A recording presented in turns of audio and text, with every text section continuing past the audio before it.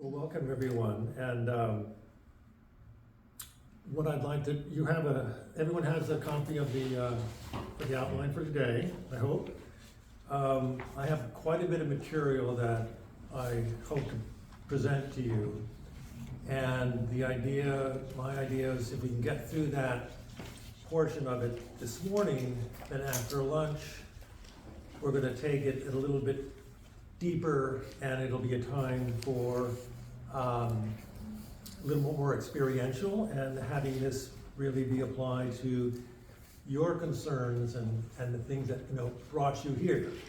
So I'm sure all of you have a specific interest in this topic, and I want us to be able to get to that during the day. But let's jump in. I want to start with just giving you these 5 key concepts that revolve around forgiveness. And first of all, we need to hold in mind that forgiveness is a process. And by a process, I mean really it's a journey. And it's a journey that has stages to it. If you read all the various books there are on forgiveness, almost every one of them plots it out along a certain continuum. They describe it differently and they say there's different stages, but it is a process.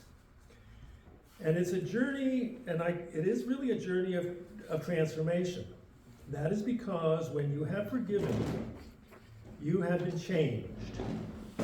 And the relationship you have with the injured party, the person who you have forgiven, has also changed. Secondly, forgiveness is a choice. Now, by a choice, we really need to understand it as involving the whole person. It's not just a matter of will, like, okay, I'm going to will this to happen. It really involves the whole person. Emotions, mind, imagination. Third is that that forgiveness takes practice. It really is something that is learned, and we can practice it in our lives. And one of the things I hope to give you today are some tools that you can take with you to really begin this practice of forgiveness.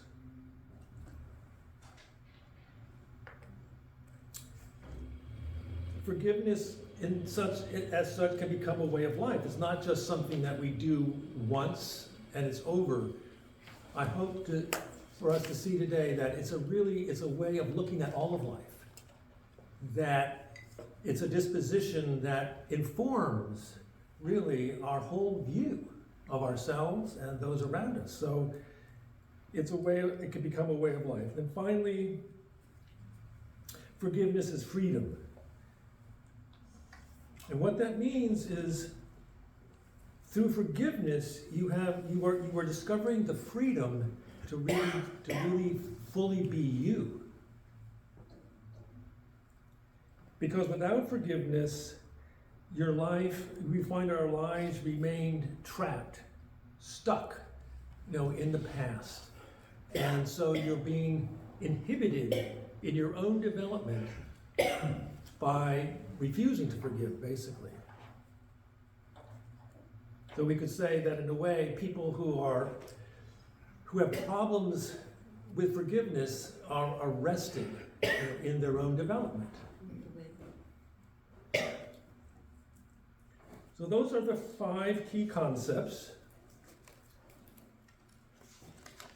Now I want to move on to talking about moving towards a definition of forgiveness, and I want to start by really telling you what forgiveness is not, so we get a clearer idea of what we're talking about.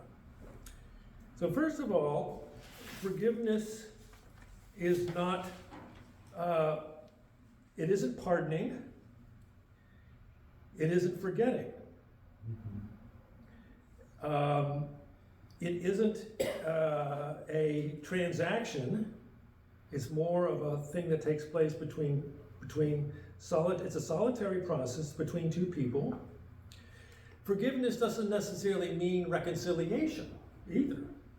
It might lead to reconciliation, but it doesn't necessarily have to involve reconciliation.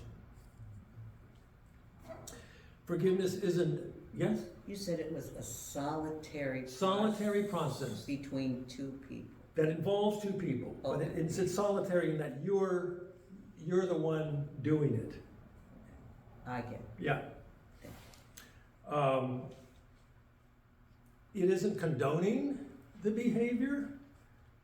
Those are all things that forgiveness is not. So what is forgiveness? There are,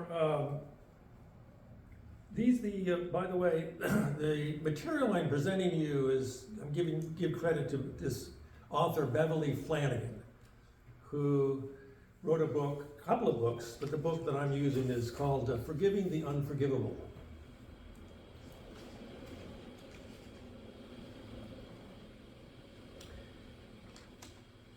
So basically, the basic definition of forgiveness that she presents is fairly simple. It's canceling a debt that is owed. The cancellation of a debt that is owed.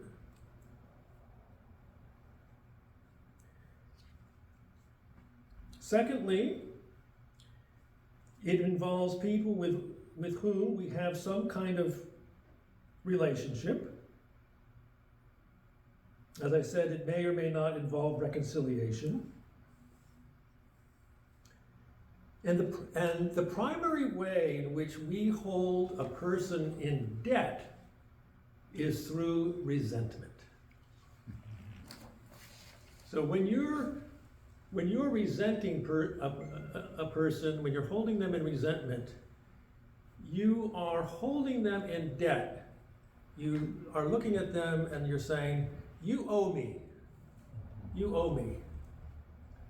And your resentment is a way of keeping that relationship going until you get paid. I want payback. And if you think about all of the Westerns or Kung Fu movies, or they're all about this theme of payback. Someone has committed an injury, and the whole movie is about that person getting their revenge, getting their payback. And the reason why that's so emotionally, we connect with that so much, because that is our experience. There's a part of us that wants that revenge, wants the payback. Are there any questions about that? Any questions? We're trying to get a little bit focused now on what we're talking about. Yeah, all the action movies, which I would say almost 90% of it is about exactly Revenge. Yeah, revenge. And audience just eat it up. Nothing so satisfying as those who deserve it getting their just due, and the catharsis, like, let's see it again, because it's so good. Yeah. Yeah, it's a powerful emotion. It's a powerful emotion, and what we need to keep in mind is that, yes, it is a catharsis, and it does bring relief, but it doesn't bring transformation. See, that's the difference. It doesn't lead to change. Yeah, as you were talking about grievance, the current political climate in America, and especially from the right wing, GOP, I would say, is a politics of grievance. And somebody has to pay, and we want pound of flesh, maybe even more. And they're willing to go down with the ship if that means those who deserve it will be punished by it. So they're willing to go against the policies that's beneficial to them because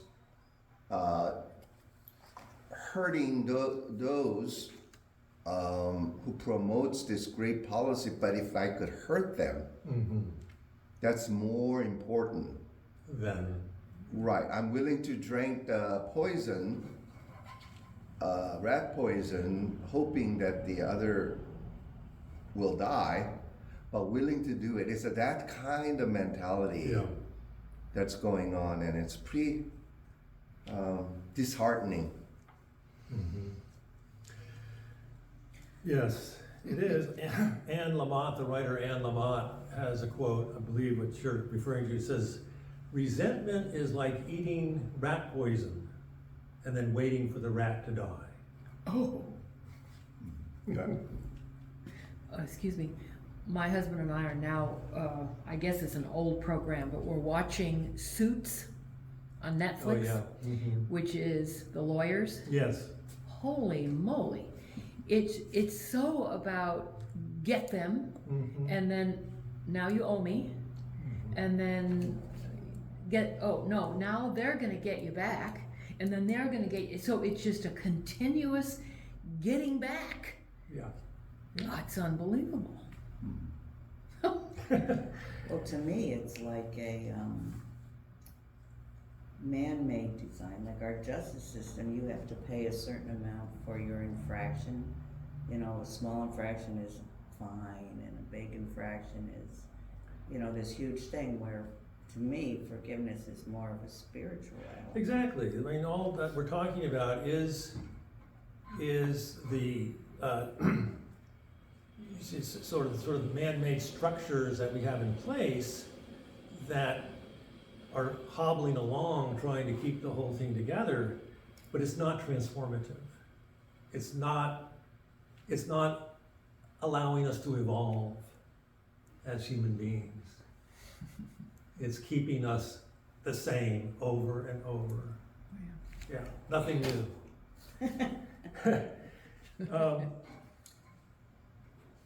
So when is forgiveness called for? And this is where Beverly Flanagan makes a distinction between what's a forgivable and an unforgivable sin, injury.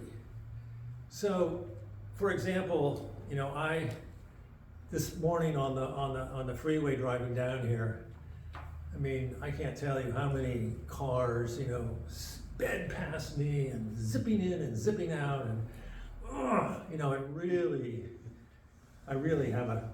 working on it, but I have a lot of reaction. Now, I don't know those people, you know, I'll never see them.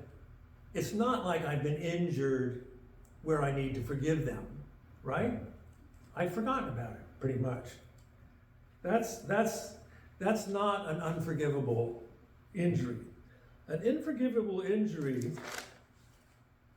she says, is one in which you simply cannot move on. Even when the person says, I'm sorry, it's not enough. It's not enough. An injury, something has happened, a wound has occurred.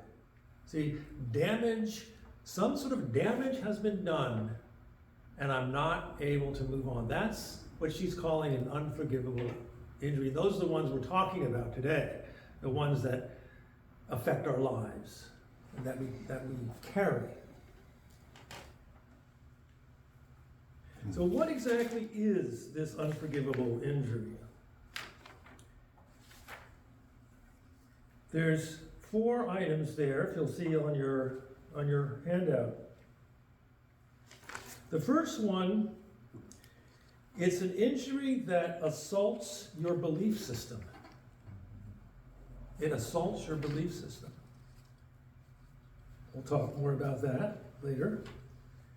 Secondly, it offends your sense of morality, or in other words, it violates the moral rules by which you have been operating in relationship to this individual.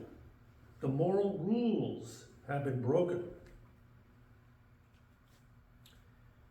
Third, it involves a betrayal of trust. And then fourthly, ultimately, it really challenges your deep assumptions, really about the nature of love. About the nature of love. And is there a benevolent universe or not? You know, it goes very deep in terms of what that injury is touching when it touches the soul. And so for this wound to heal, this is where it becomes necessary to make the forgiveness journey. Like you say, like I said, you can't just say, okay, well, forget about it, apology accepted, I move on. If that's the case, we don't have, you know, the kind of injury we're talking about. It's when, no, that's not enough. Now I am being asked to enter into a process which will take me to the possibility of forgiveness. What I don't like about the process of forgiveness is I'm the injured party and I have to do the work. Yeah, yes, that's right. That's an excellent point, because we feel so totally unjust. I didn't do anything. You did something to me. Why do I have to process all this in order to let go of you? Yeah. Yeah. Well, we'll get into that. But it's an excellent point. That's where we all are stuck. Like, you know, we want to, because you see, what happens is the immediate response is to blame the other, hold them responsible for our condition. That's resentment. See, that's resentment. You're the one who did it. You, not me. And I am who I am because of what you've done to me. See? That's the flavor of resentment, and that means, one of the things it means is you have power over me.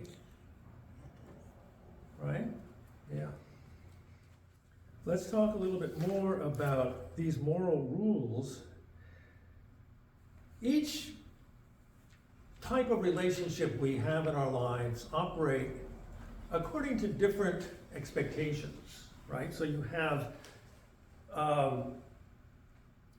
your expectations between parents and children, and then you have expectations that are maybe different when you have an intimate, like a spouse. Then you have friends and colleagues, and then you have people who are just acquaintances. And if you think about all of those different relationships, they really involve different levels of trust, different levels of vulnerability, different levels of interdependence, let's say. And so when you think about the person who's injured you, you can think about, what category am I talking about, first of all? Is it, I'm dealing with a family member or a parent? Am I dealing with my spouse? Or am I dealing with a friend? Or is this someone, a colleague, who's injured me at work and I'm struggling to forgive them? It's important to understand, important to get clear on that, because it'll help us understand what's the charge, that this relationship has for you? What's the bond that has been broken? So actually, it might be a good idea even now to, if you have a slip of paper, and you can do this easily, is to sort of make columns, and you can call this first one family, and that would be parents, parents plus children. And then, a spouse or an intimate other. And then friends, and we'll put in there 2 friends, and maybe a 4th one, colleagues. And so when as you're going along and as we're talking, maybe some people come to mind. Oh, I realize, I've really got an issue, trying to forgive my mother, father, son, or daughter. Just, maybe you might want to put a note there in that column so that you can begin to track and help yourself, really discern where you are.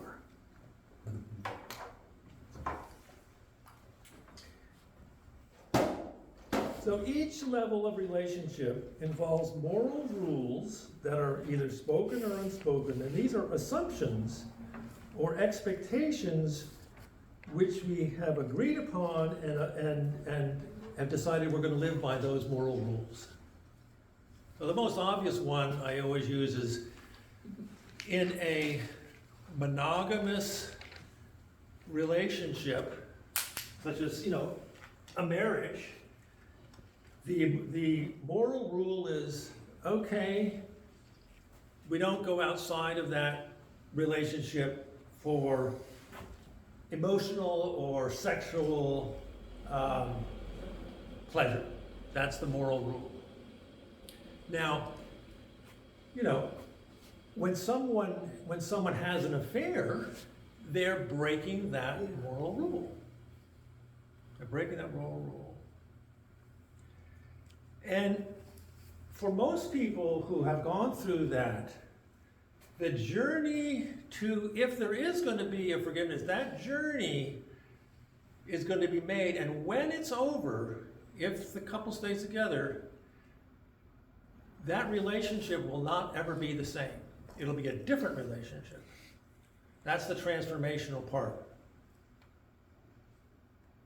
Once that rule has been broken, it's not that you can't find reconciliation, but the people who are involved in it will be different.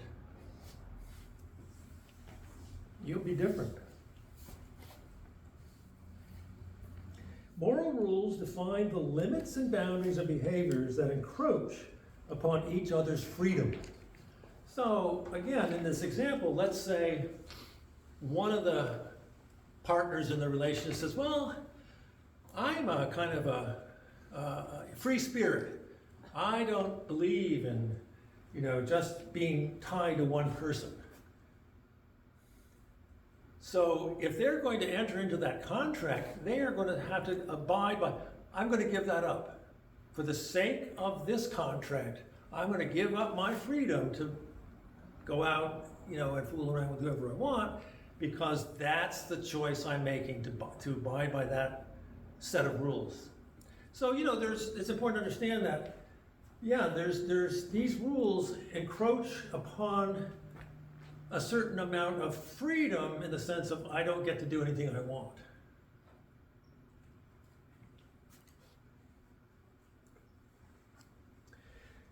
So here's how she says it, Beverly Flanagan. An unforgivable injury begins with an event that violates the rules of the relationship and it sets it on a different course. Violates the rules and sets it on a different course. One person has decided to live by a different set of rules, and that does injury to the other person. So the event can be a lie, it can be an affair, a violation of a promise. But this in itself is not what makes it so wounding. It's what follows afterwards. The betraying event is an assault on the fundamental belief system of the person. It calls into question everything you thought was true. I thought we had a mutual friendship, but now I see I was wrong. I believe that you would be there for me, that I could call, I could count on you. But now I see I was wrong. See, it causes you to question, it can even cause you to question everything that comes before. The betrayal can feel so profound that it says, gosh, was everything before a lie? Can I trust any of it? That's the assault taking place on your world, on your belief system, on your assumptions.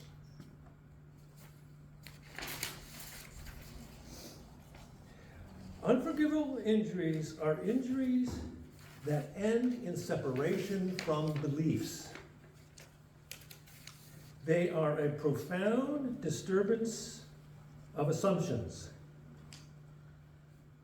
They cause suffering because they separate a person from something treasured. That's Beverly Flanagan's words. They separate the person from something treasured. And this is really important, to really identify the part in us that's been so treasured that's now we feel separated from. What is that? See, what is that part in us that feels, oh, this is, yes, you've lost a lot of things. You've lost your relationship, or you've lost a marriage, or whatever it is. But there's something more profound, see? Something in you that feels, oh, devastating.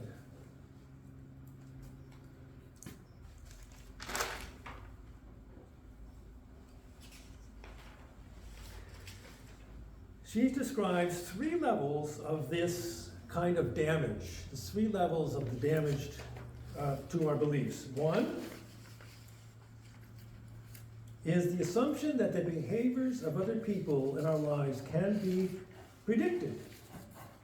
So, gee, I had a pretty good idea that, I could count on you, or I could, I could predict, what was it. Now that's out the window. It really is calling into question, like, the loyalty of friends. The injury takes away a person's belief in himself or herself, questioning your judgment, your capacity to think critically. This is the other really important part, and we'll spend more time on this, is that invariably what most of us do when we've suffered an injury is, what did I do? How did I set myself up? How did I not see, what was going on and on and on it goes. And I'm not just talking about for a little while. These are the things that people bring to therapy who have been going on for years. What did I do wrong? What's wrong, you see, with me that this happened, or that this keeps happening? We find that oftentimes when there are, of course, issues stemming from our wounded past in relationships that haven't been healed, we are going to find ourselves recreating similar dynamics and get re-injured oftentimes in very similar ways. If you've ever had that experience, you'll know it. And it's because there's a part of us that is looking to try and heal whatever that was. So when you find yourself thinking, gosh, I keep finding these same kinds of friends and they keep treating me the same way. What's going on? Well, there's some part that's trying to come to the surface for us to look at so that we can find resolution. There's a part of us that's trying to move towards our evolution as human beings, as to be more complete, to be whole. I'd like to pause what you just said, because I think from my own experience, I see this everywhere, happening to people, and they'll say, I don't know why I keep finding the same kind of person. And it's like, what is the matter with me? And I think we do that to be corrective of this male adopted behavior patterns from the deep woundedness, or it could be trauma or whatever. And we're trying to resolve it. And so in each sequence of relationships, more awareness comes to, and you become more healed. Yeah, And ultimately, hopefully, you'll arrive at a place where you'll be free free. and not behaving from your male adaptive patterns, Yes. but from your true whole self. Yes, right. Yes, it's what I experience, in my work as a therapist and as my own life, is that there are, even to some degree, I would say, unconscious resentments that control us, particularly around early family of origin wounds with parents. And the reason why those are so difficult to look at is because we have built into us an expectation that our parent is sufficient to meet us and to take care of us and to provide us with a sort of emotional support. The most difficult thing is to, even as an adult, is to realize your parent were themselves wounded and inadequate, and that what they did, not necessarily out of malice, but simply out of their own inadequacy, and that had nothing to do with you. See, the nothing to do with you is really the turning point of forgiveness.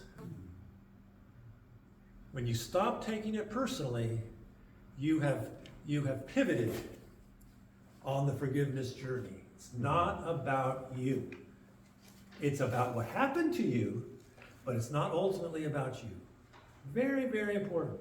That's really sort of the whole thing in a nutshell, so to speak.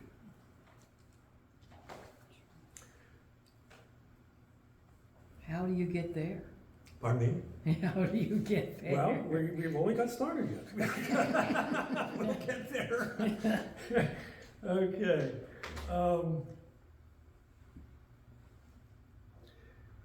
Until a person this is, again, picking up where we left off. Until a person recognizes the extent of his or her ruptured beliefs and their importance,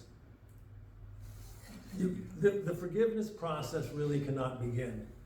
In other words, this thing is, you're mulling this over, it's festering. Why is it still festering?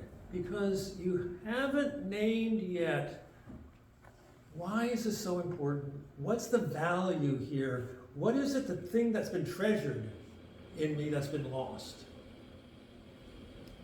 See, so you need to, until you recognize the extent of the ruptured beliefs, you really you can't yet begin.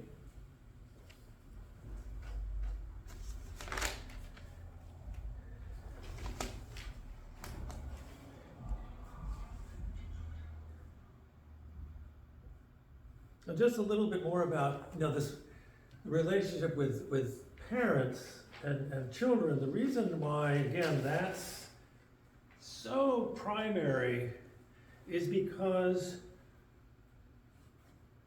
we're still in the process of developing our own sense of self. We're developing, a worldview. We're developing how we're seeing the world and how to operate in it. So those relationships are so fundamental, they become like the template through which all other relationships are predicated. Really important to see that. You know, and I mention that because it's often been my experience that people have, you know, maybe some misunderstandings about being raised, you know, in a particular tradition where it says, you know, honor your father and your mother, etc., which means, you know, don't think ill of them. You know, look what they've done. You know, think of the good they've done. Think well of them. Don't think ill of them. And I don't want to disparage that, but you know, we can do that at the expense of taking a honest look at really what happened. And so a lot of people fear that, gosh, if I really discover that I'm actually pretty angry, you know, at mom and dad, oh, but that's going to shatter everything. I can't afford to get angry because that's going to mean separation. That's going to mean loss. That's going to mean, and that's huge. You know, that's huge for the child, see? And even as an adult, adults can feel this way. Why? Because they're still emotionally tied to the parent, even though they're an adult. There's still that part of them that's looking to mom and dad and, oh, I can't separate. See, so anger, going back to last time, the anger is an energy that's needed for separation, for health. It's an anger. It's a way of empowering yourself. It has nothing to do with, you know, oh, I'm just bashing the heck out of, you know, this other person, and that's not, you know, a nice thing to do. No, it's about you recognizing you are your own person, standing on your own 2 feet.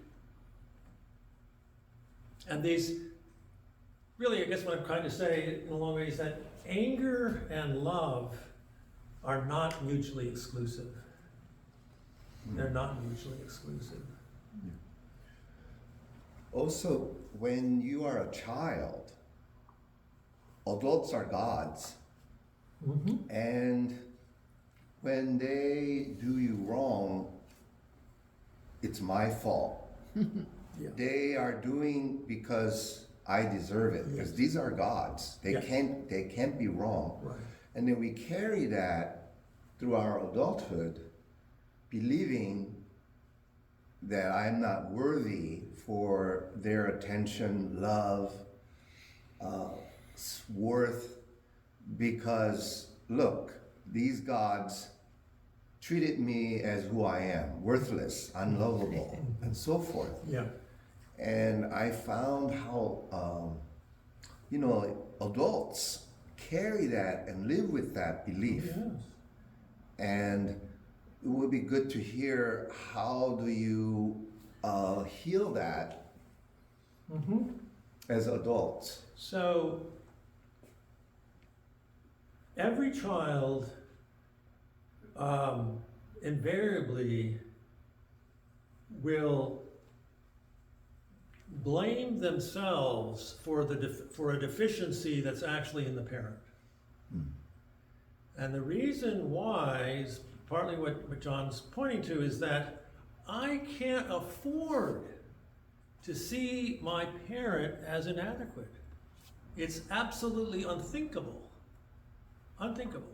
So self-blame is actually a way of protecting the parent.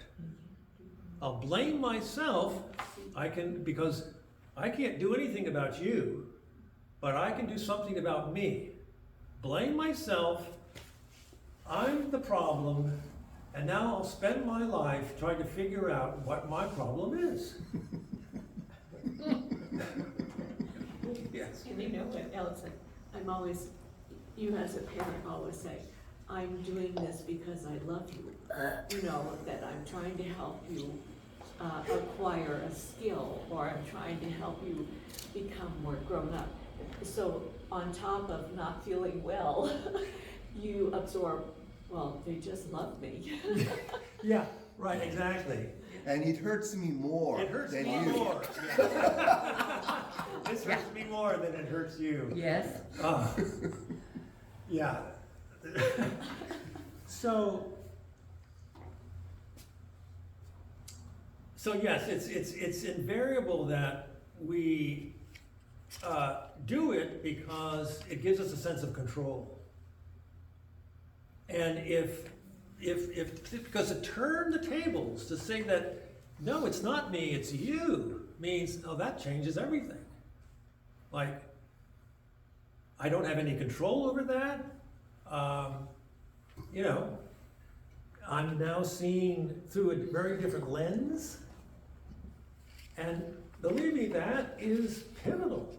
It's pivotal to which, you know, the narrow way or the way that leads to Leads to great destruction and many take it. yeah, and that's it. Yes, that's right. Yeah. okay, so I have something to say. So, yes, you're right. You can carry this for your whole life. What's the matter with me? So, I went through a lot of therapy, and I thought that I had dealt with it. Yes. Then, my parents this last year are both at the same time going through the last chapter of their lives. And, oh dear, that has stirred up more shit than I would have ever thought. Wait a minute, I had years of therapy. Yeah. And it's just shocking, actually. It is. It is. It's absolutely. You know, so appreciate what you're bringing up. It's. We do a lot of work on ourselves. We make all this effort, and then we discover, wait, there's another layer, and there's another layer to that layer. You know, and it feels endless, absolutely endless. One of the most difficult things not one of the most, but I've had so many people in therapy who, when we get to the family issues or the issues around their specific abuse, oh, I've dealt with that. That's, you know, and what's really hard is for them to see that you dealt with what you could deal with at the time, but now there's more. And then really, I don't want to do more. Yeah. I just don't want to do it. No. And I get it. I don't want to do it either. Well, that's where some more anger comes from. That's where the anger. Yeah, I mean, really, like, you know, I thought I was finished, but no, I'm not finished. Yeah. My sense is that the cognitive understanding of what happened and coming to a resolution cognitively, we are learning that, you know, body keeps the score according to Bessel van der Kolk, that body doesn't forget. Body keeps every score that happened. Yes. And so your mind may think, I've done this work, I'm done with it, Yeah.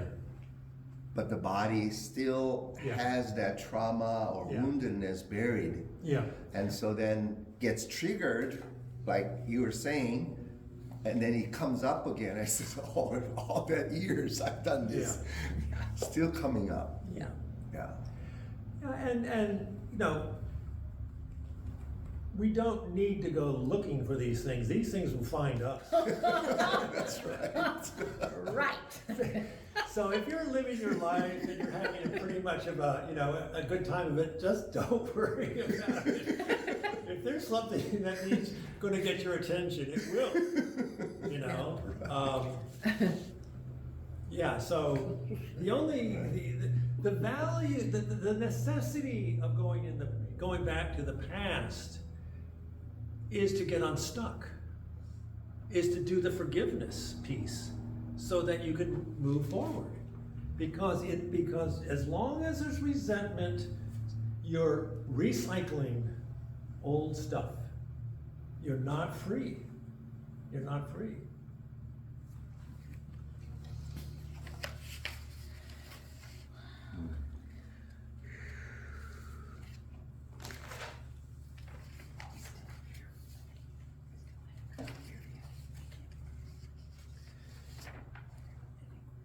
So I want to move, how are we doing here? Okay. Let's take Whenever you wanna take a break. Yeah, we're gonna go a little bit longer. I'm now looking on page 2 at the section called the aftermath period.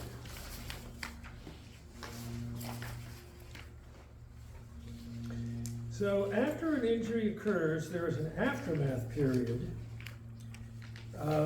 characterized by shock, confusion, disbelief, rage, helplessness. There's a lot of different conflicting emotions all at once. There can be physical symptoms, headaches, sleeplessness, weight loss. Person can become physically ill,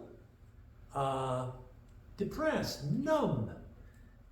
These physical symptoms, as John was just saying, the body keeps the score, are signs of the injury that's taken place. This is the beginning. This is the way in which we're being, information is coming to us.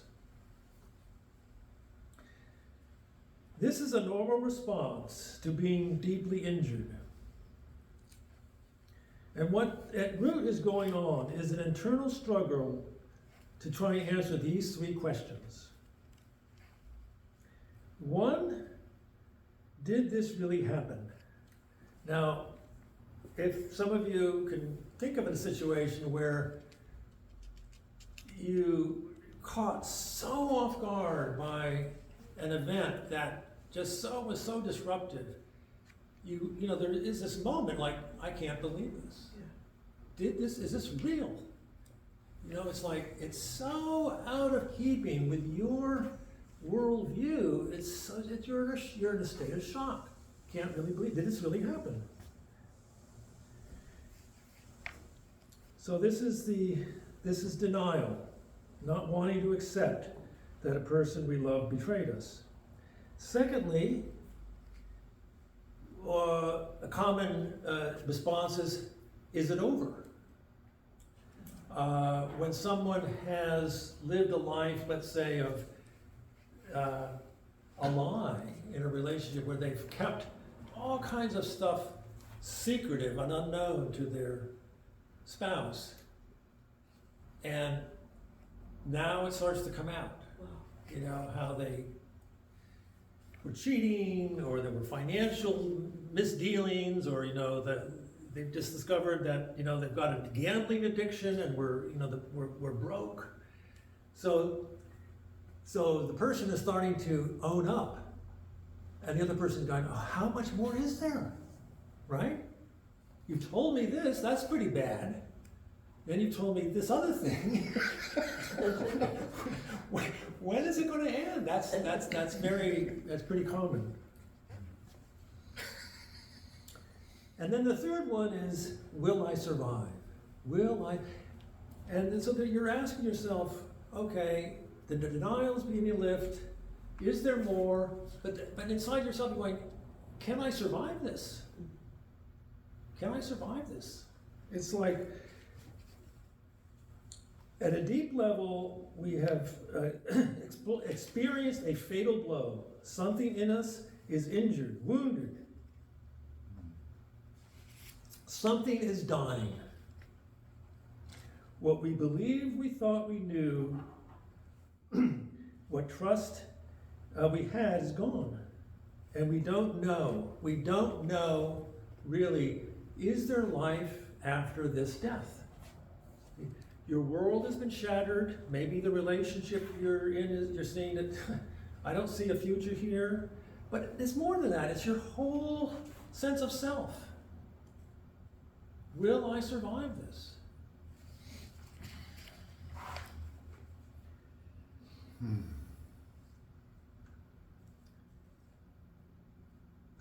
So here are two common pitfalls that we need to watch for during this time. One is being told by others or by oneself, get over it. Slap them. You know, oh, that was months ago. Get over it. No, that's awful. Don't wallow in it. Stiff upper lip. Buck up. I mean, it's so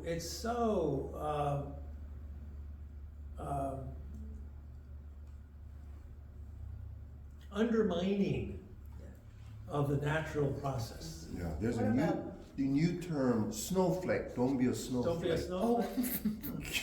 Well, what about that term that's, used all the time, let it go? Let it go. Just let it go. Yeah, that's great if you can, sure. Just, I mean, that's why we need to look at, yes, but letting go is a process. It's not just open hand, it's gone. No, it's a process that you work through, maybe for a long time before you finally let go.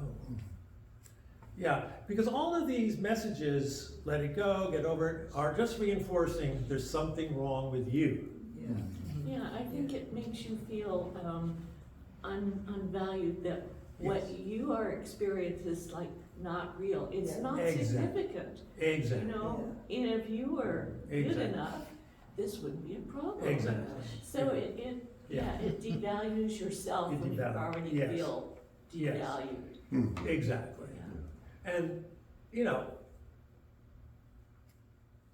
many people who will give you these kinds of suggestions, they're not being malicious, but they probably themselves have never gone through this, or they're uncomfortable Yeah, with where you are. yeah, They want you to get out of it yeah. because they don't like how they feel being around you. That's true.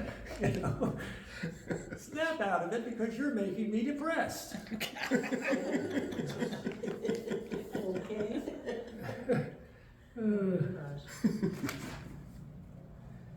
And so this leads to the second pitfall, which is related, of course, is to be stuck in self-blame. Again, repeating, you're going back to, what did I do wrong? What's wrong with me?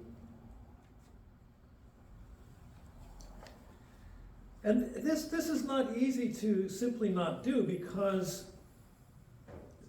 there is in the self-blame process, you're trying to make sense out of what happened. You're looking for a reason or a cause that will explain things. And so the first person you're really looking to is yourself.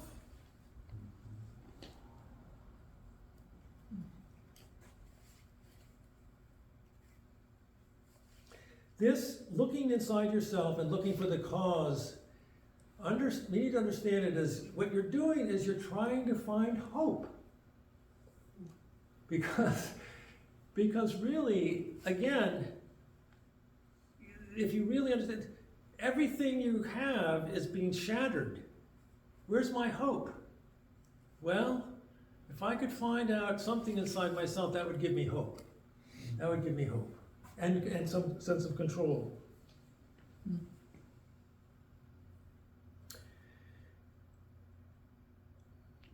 So other emotions that are part of this aftermath period, of course, are anger, rage, hatred. Very interestingly, not surprisingly, is love. Even when you've been terribly injured, you may find yourself alternating between feeling these very, very negative feelings of rage and hatred, and at the same time, God, I still want that person. I still feel love for them. I still want the connection with them.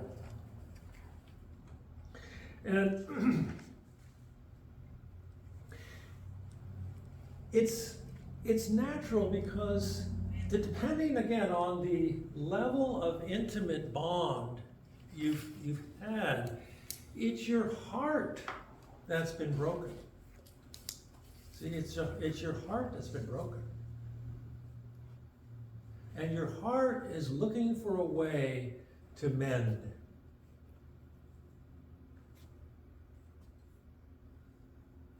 Because love, invariably, it wants to endure, it's going to endure, but at this stage, you don't know how. You don't know how it's going to endure.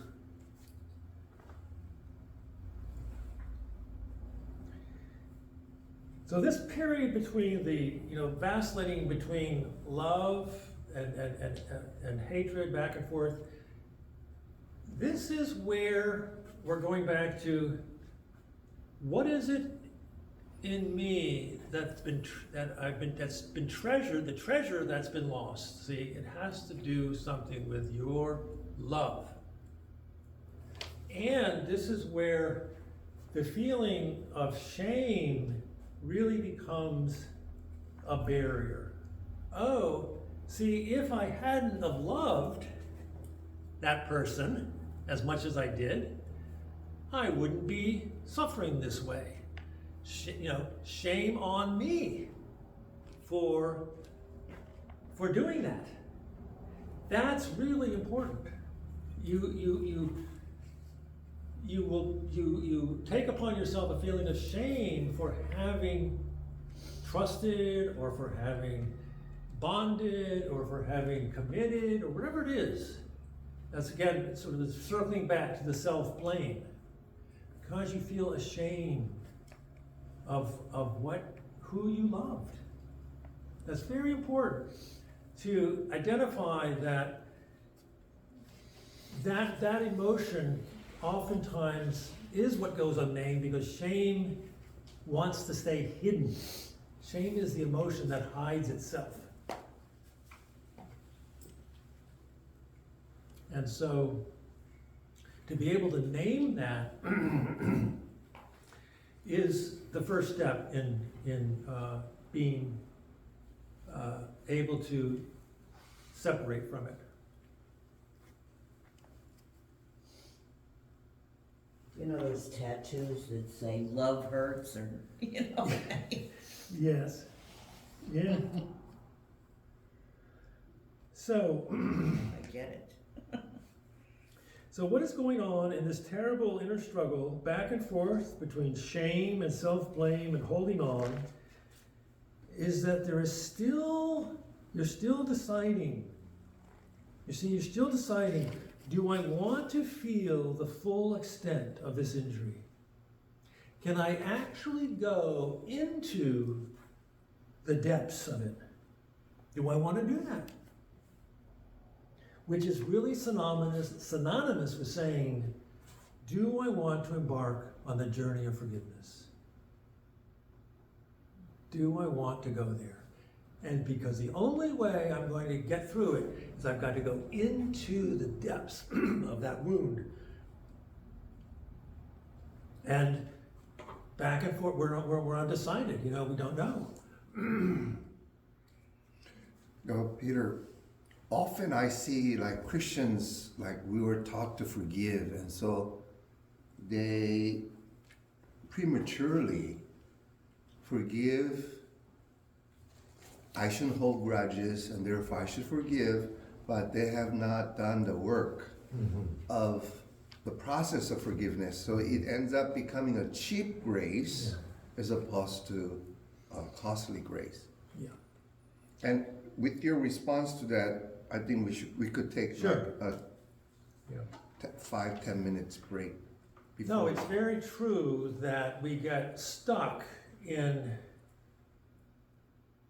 sort of a false sort of Christian identity, if you will, saying, okay, I want to be a good Christian and I want to forgive, And so that's what I want to do.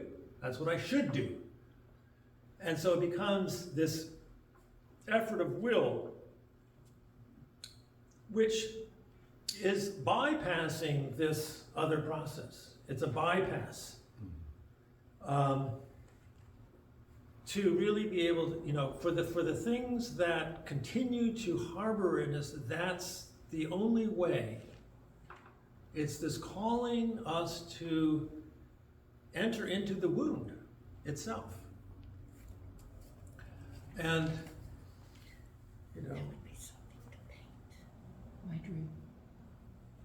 We were just saying how we could portray that in painting, that you're entering the wound. I'm trying to visualize it on paper, on paper? like Yeah, how to in paint art. that in Oh, art, you know, Yes, entering the wound. entering the wound. Yeah, in Yeah.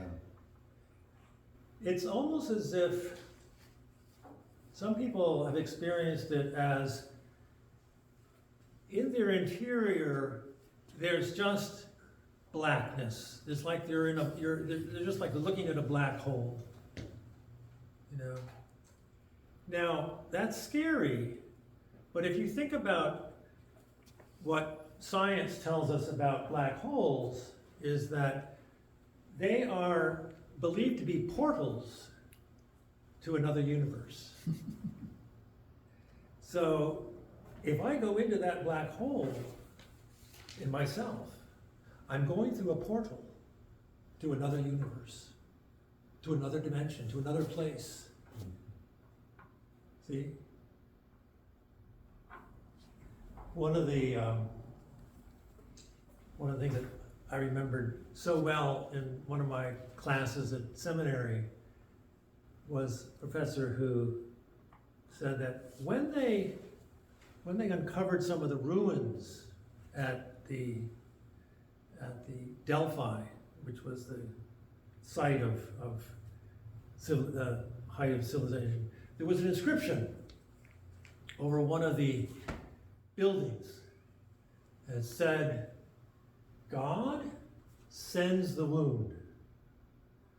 God is in the wound. God is the wound."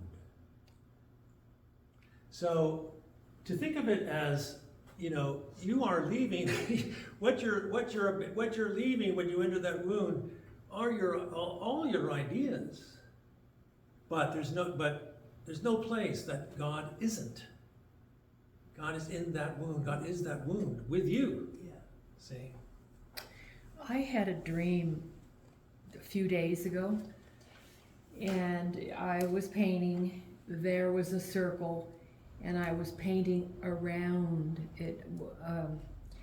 I teach mandala painting. Okay. Beautiful. And in my dream, I just kept painting around it, not going into the Into it. circle. Yeah. And somebody came by and took a big paintbrush and went over it. So all this paint bled into it. So I thought, okay, now I'm going to try it. But I couldn't get myself to go in the center. So when I woke up and wrote it down, I said, okay, what does this mean?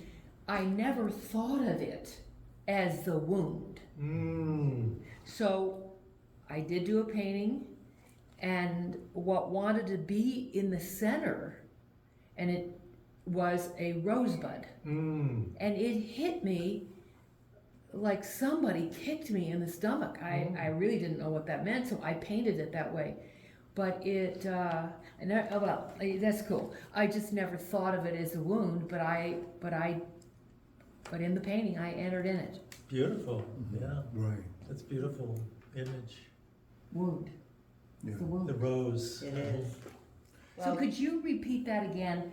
God, God is. God God sends, sends the wound. God is in the wound. God is the wound.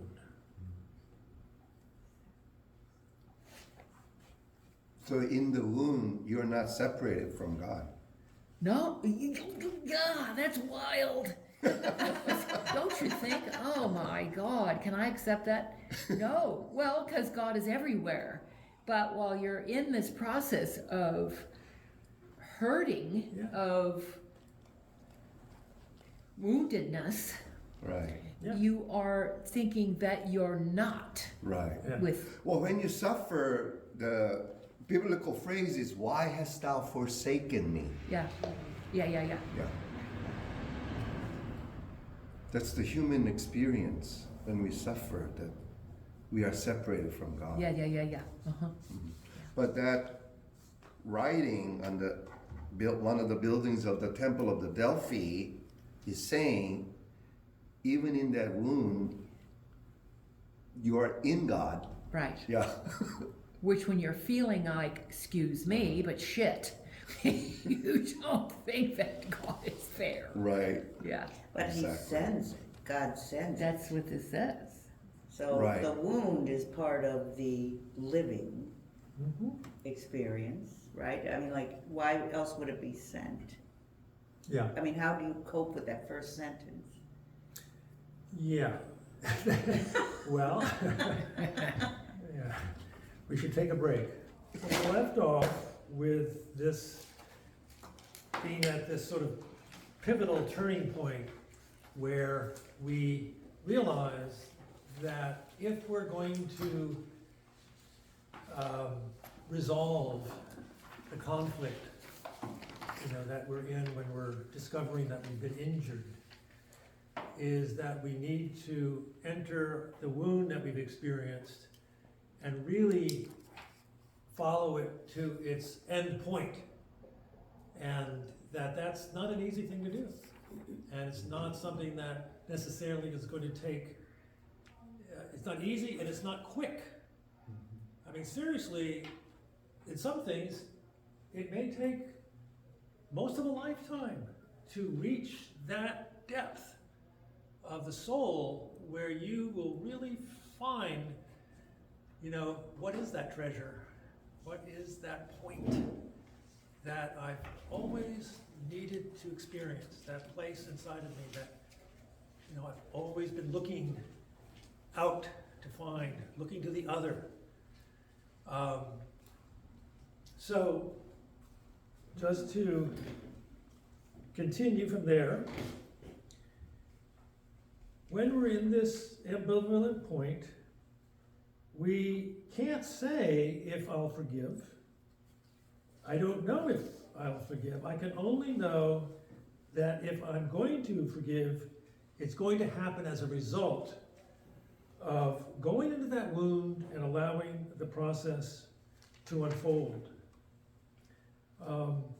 And that's what forgiveness is primarily about. It's a process that involves first, as we mentioned, the resisting, and then entering, and then ultimately experiencing a fatal wound. And it's a wound, though, that will keep me in prison of unforgiveness if I don't resolve it. But ultimately, so forgiveness is a gift that I give to myself. Forgiveness is always a gift I give to myself, liberating me from the prison of hate and resentment.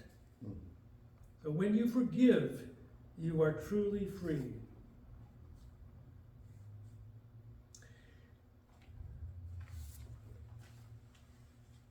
So I want to move now to this next section on your handout, which is labeled the forgiveness, The forgiveness journey. the forgiveness journey, yes. And again, this is Beverly Flanagan's model where she identifies 6 stages to this journey, and they're listed there: claiming, blaming, balancing, and then choosing to forgive. So let's start with the first one, naming. Naming phase happens as you move beyond the raw emotions that were part of the aftermath, and you're now able to think about what happened. So as before, there's just all this flood of emotions, maybe a period of numbness, denial, confusion, and now you're through that and you're actually thinking, okay, what happened? It's not that you're trying to answer the question of why did this happen. This is important. It's not answering why, but what does this injury mean to me? See, what does this injury mean to me? For example? So,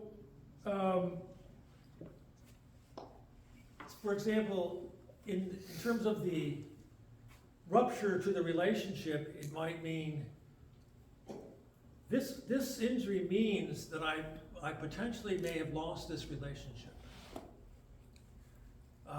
This injury means that I can no longer abide, by the moral, because the moral rules have been changed. See, what does it mean to me?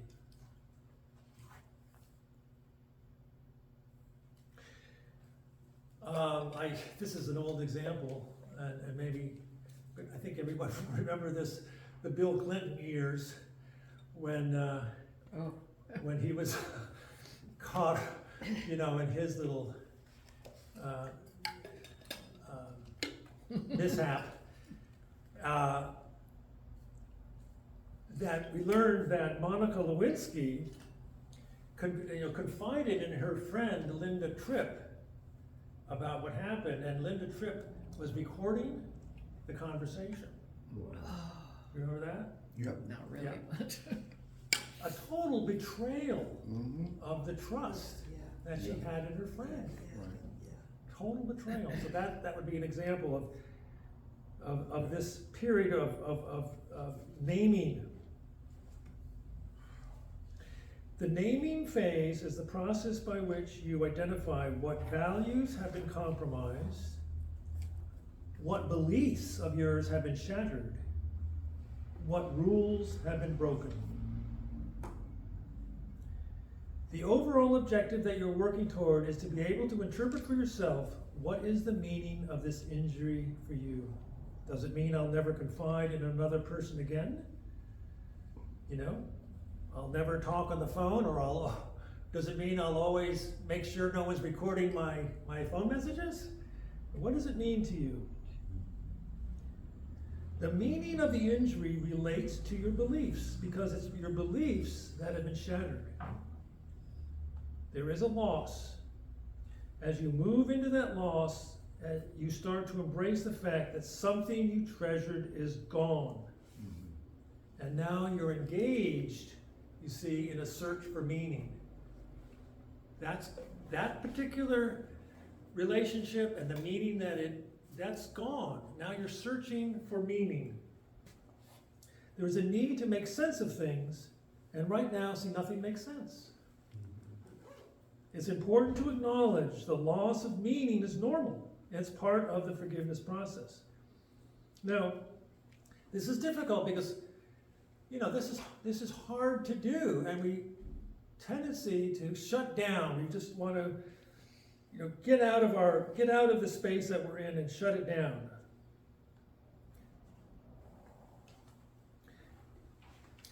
By trying to answer the question of cause, what caused this? See, if I can figure out the cause, then I don't have to search for the meaning. But that's to jump over it. That's not the question right now. This has to wait. First, accepting that the change brought about by the injury is permanent. This is crucial. Something or someone you loved is gone and you want it back. But it may never come back, and if it does come back, it will not come back the same way. Again, this sort of addresses the issue of control. It's acknowledging, look, I don't have any control over this. If I'm in this forgiveness journey, I have to let go of control. Where is it going to take me? Where is it going to lead me? Back to this relationship? I don't know. Over here? I don't know. I have to be acknowledging that I don't have that control.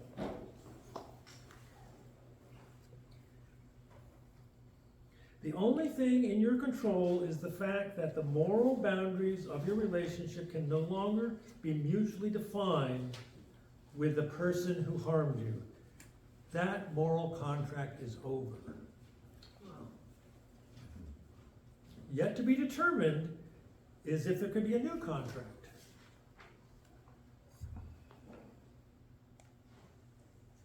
Now, what Beverly Flanagan says that one of the primary beliefs that gets shattered during this experience is what she calls the just world principle.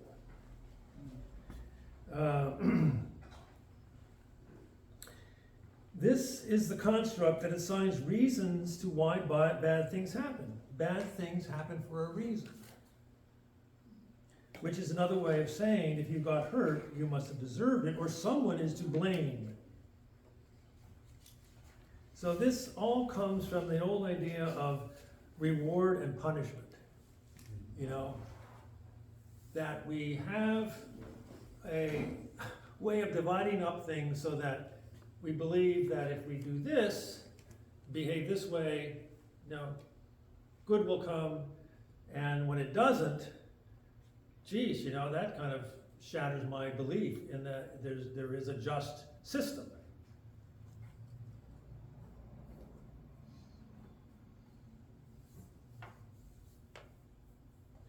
During the naming phase, you begin to accept the fact that your wound is in some way permanent.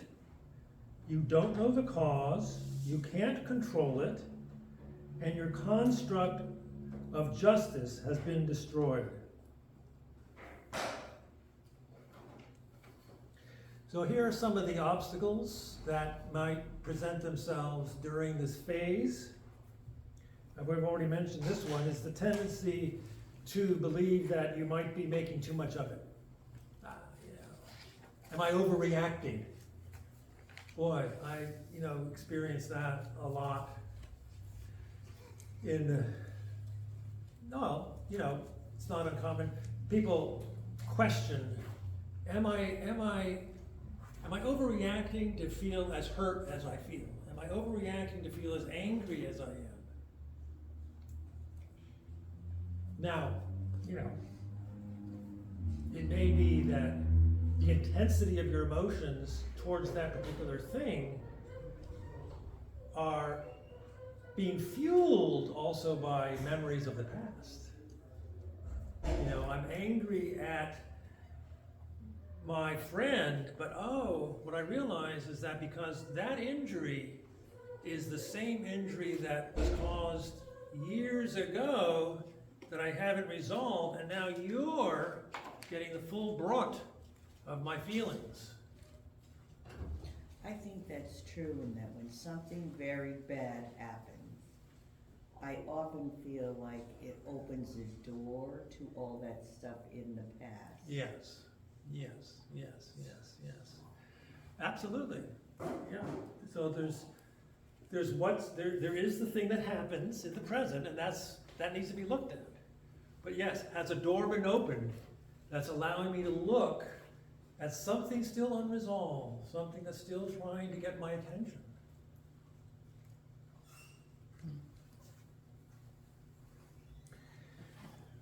Secondly, thinking that your expectations of the person who injured you are too high or unrealistic. That's a tough one. And I'm working with someone right now who's struggling because she believes, and she's been told, you're disappointed in people because your expectations of them are too high, too unrealistic. Wow. Now,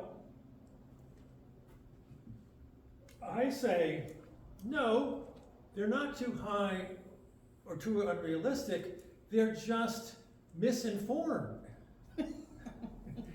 Because you're looking through a certain lens that really is the lens of your past relationships with your parents. You want these people that are disappointing you to be the parents you never had. Get the love that you never had. Get the needs met you never had. Of course it's unrealistic. But those needs aren't unrealistic. See? Those desires aren't unrealistic. That's the difference. See, because the feeling will always be like, oh well, people keep disappointing me. It's either something's wrong with the people or something's wrong with me. Right? I gotta change. So I'll just try to deny what I need. Maybe that'll work. You know, just shove it down. And no resolution. Okay. Both tendency to believe that you're making too much of it and thinking that your expectations are too high are both forms of internal judgment, which, if not recognized, will slow down the forgiveness process. Now, that's a really crucial in all of this sort of inquiry and introspection, is to notice the tendency we all have to bring judgment to ourselves. Now, by judgment, I mean good and bad, right and wrong. So notice, you know, you have a feeling, I'm feeling a feeling, and you can ask yourself, is it okay to feel this feeling? Yes or no? That answer to that will help you see, I'm judging myself. There's part of me that believes I shouldn't be feeling this. Why not? What's wrong? See, it's constantly sort of being able to notice how, you know, there's something informing your experience. Your experience isn't just being allowed to be. Be what it is.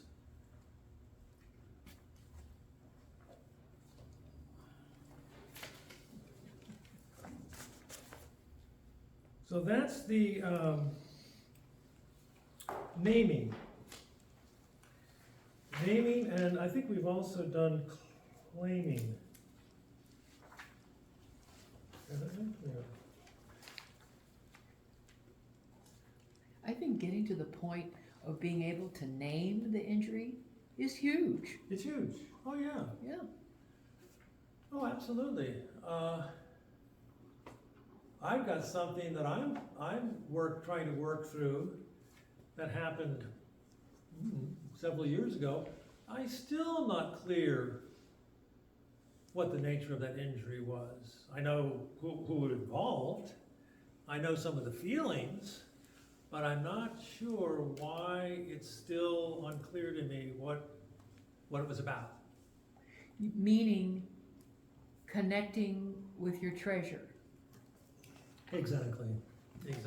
You haven't made how it injured your, is that right, your treasure? Yes. Or what, yeah, okay. Yeah, it's really puzzling, and I'm going, oh, okay, well, that's interesting. You know, still something to work on.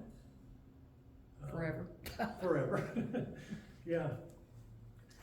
So I have a question about discerning how much is the other at fault and how much is my own baggage. And so what this person did might have landed very lightly for someone, but for me, because of my wounded history, it landed heavily. Yeah. So making that Distinction. discernment, and therefore you don't dump everything on the other as the one who brought this injury. Is exactly where we're going. Brilliant. Okay. So this stage she calls balancing the scales. Okay. The previous stages had to do with understanding, clarifying, separating. In a sense, that task is done, okay? Now the task is empowerment. Because in order to forgive, one has to come from a place of strength. Strength. Meaning, another way of saying it is, you have to come from a sense of wholeness and positive sense of self. You cannot come from a place where you feel diminished or small, you know. So this is balancing the scales. You see, is this necessity of equalizing the power that has been upset. Now, we talked about the revenge themes. That's balance. That's an attempt to balance the scales. You got me, I'm gonna get you. Now we're equal again.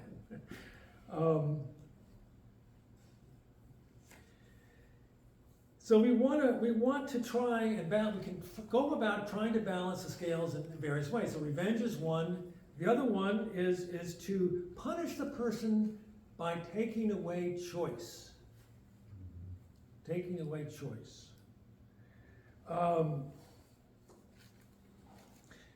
Because that's what has been taken from us when in the injury is a certain degree of choice. So by taking choice away from them, we are trying to balance the scale.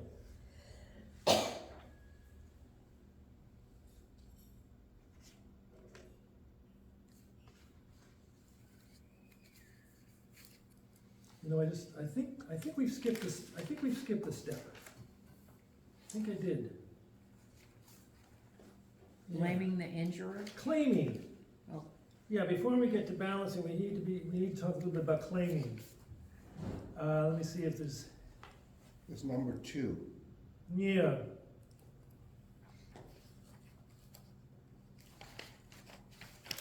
Well, claiming, it really means coming to the point where you're owning that this is your injury, okay? Not so much this, you've worked through, okay, this is something that was done to me, but no, this is my injury. This is my experience. There is something for me here, and I'm claiming it. It's a positive step. It's a positive to look at your wound, as it were, as a portal. And you're claiming it. You're saying yes.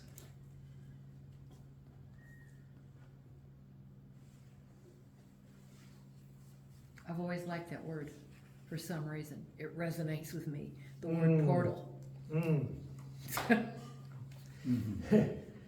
the claiming phase, you are in fact moving closer to the reality that something permanent has happened. And the change to you is going to be permanent. You know? And again, you know, the portal, if it like a black hole, is the gravity is so powerful that even light doesn't escape. That's the science of black holes. I'm going to go in there, you know, I don't know what's on the other side. Another universe.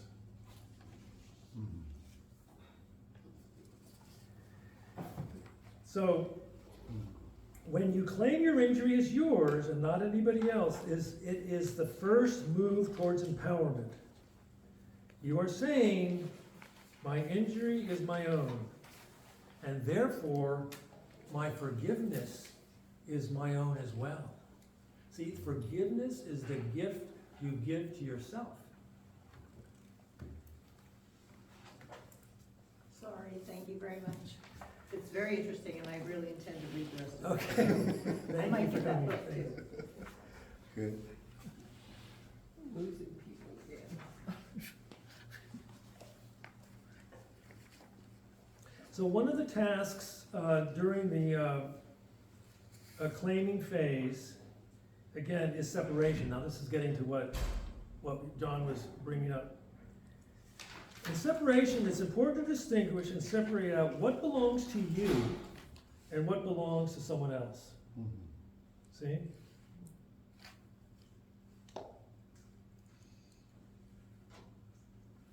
And the difficulty here is often because our boundaries, again, according to what level of relationship we might be in, but our boundaries are blurred such that it's hard to separate out what's mine, what's yours.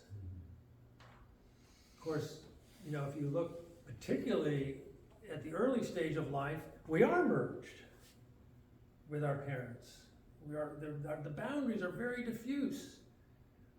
That same diffuse boundary can persist at an emotional level, even into adult life, which makes this, you know, problematic. So in separation, the question to be asked is, what was actually done to me?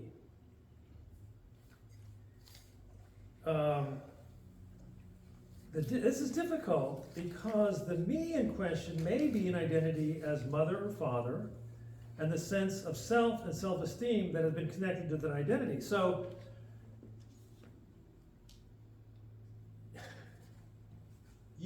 you have to get out of the role that you might be identified with as a parent, let's say, and realize that, or you know, as a child, and you're separating yourself from the other in terms of actual sense of self, not a role you're in. Does that make sense?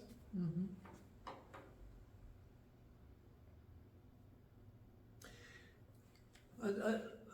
Let me illustrate it this way, and I think maybe you'll see what I mean.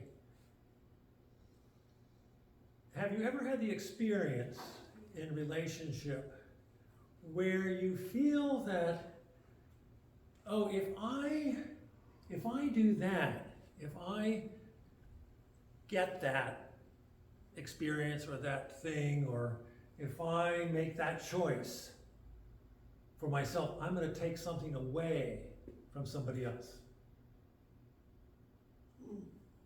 That it's going to sort of, somehow, I feel a sense of guilt that my enhancing myself is sort of going to diminish the other. That's blurred boundaries. That's what we're talking about. It's really not, it's not doing that, but you believe that it's going to do that. That goes all the way back to childhood. That your aliveness, your power, your essence, you know, parents invariably, because of what happened to them, try to contain that. They try to restrict that. Why? Because of their own wounds, unhealed wounds. They weren't comfortable with it. So you get the message, okay, mom and dad don't like me being this way. I've got to be this way. I've got to shrink and contract because I'm taking something away from them. That's the message. That same message persists through adulthood in lots and lots of relationships, particularly in marital relationships, spouses, you know. Speaking personally, I know it's like something I've been working on.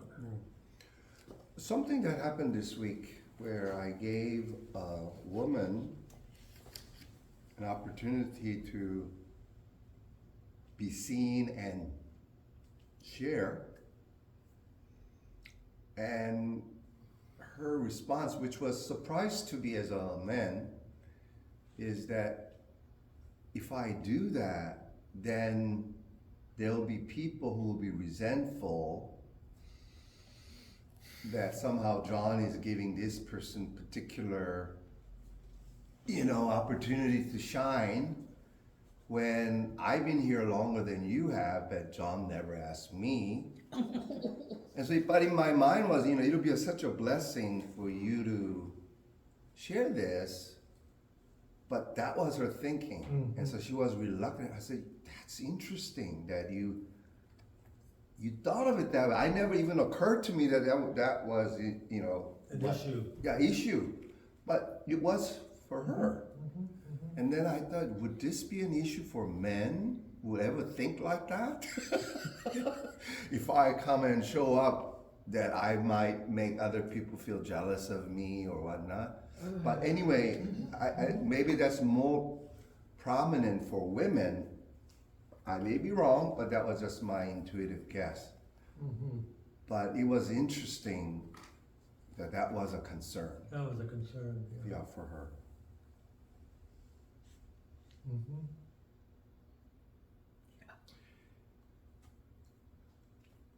So as far as the forgiveness process, this is, the stage of really trying to work some of that through, so that you're no longer so enmeshed or so identified that you can't see this is what's mine, this is what's yours. Mhm. So this is the start of it. Yeah.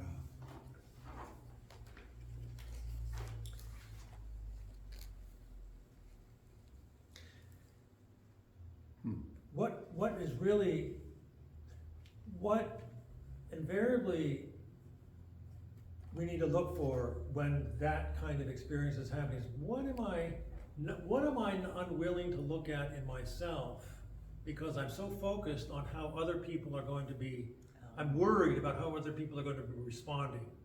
Right. See, I'm trying to control you by somehow engineering what I do. Mhm. Why is that? Exactly. Yeah. I'd like to share one more along that line, which is a person who's close to me came to me and said, when I show up with my empowered self, all these girls are insecure and threatened by my empowerment in showing up in a group. And so I need to shrink Mm-hmm. and not really magnificent out there in order to protect those people feeling insecure when I show up big. So I said, that's not your responsibility to take care of their issues. Mm-hmm. Your job is to show up authentically you and let the chips fall where they may. Yeah. And that is a growth experience for them that they have to deal with. It's not your responsibility to take care of that. Yeah. And again, men do that a lot better than women. Yeah. So by claiming the injury, you make it conscious. By owning the injury as yours, this is my hurt, this is my wound, this is my pain, you begin to see its value. You begin actually to see its value.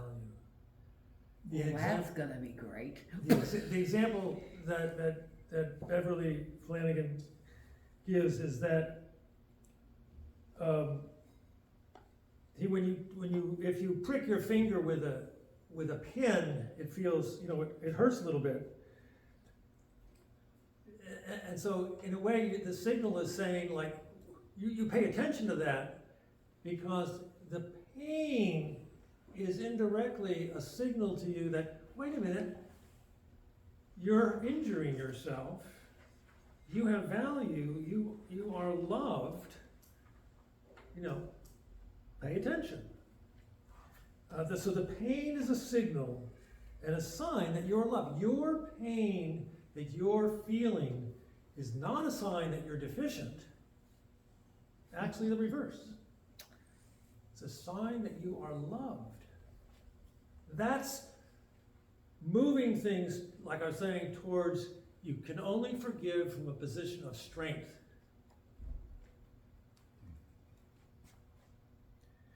When we hold someone responsible for our feelings, for our values that have been violated, we are saying a debt is owed, pay up.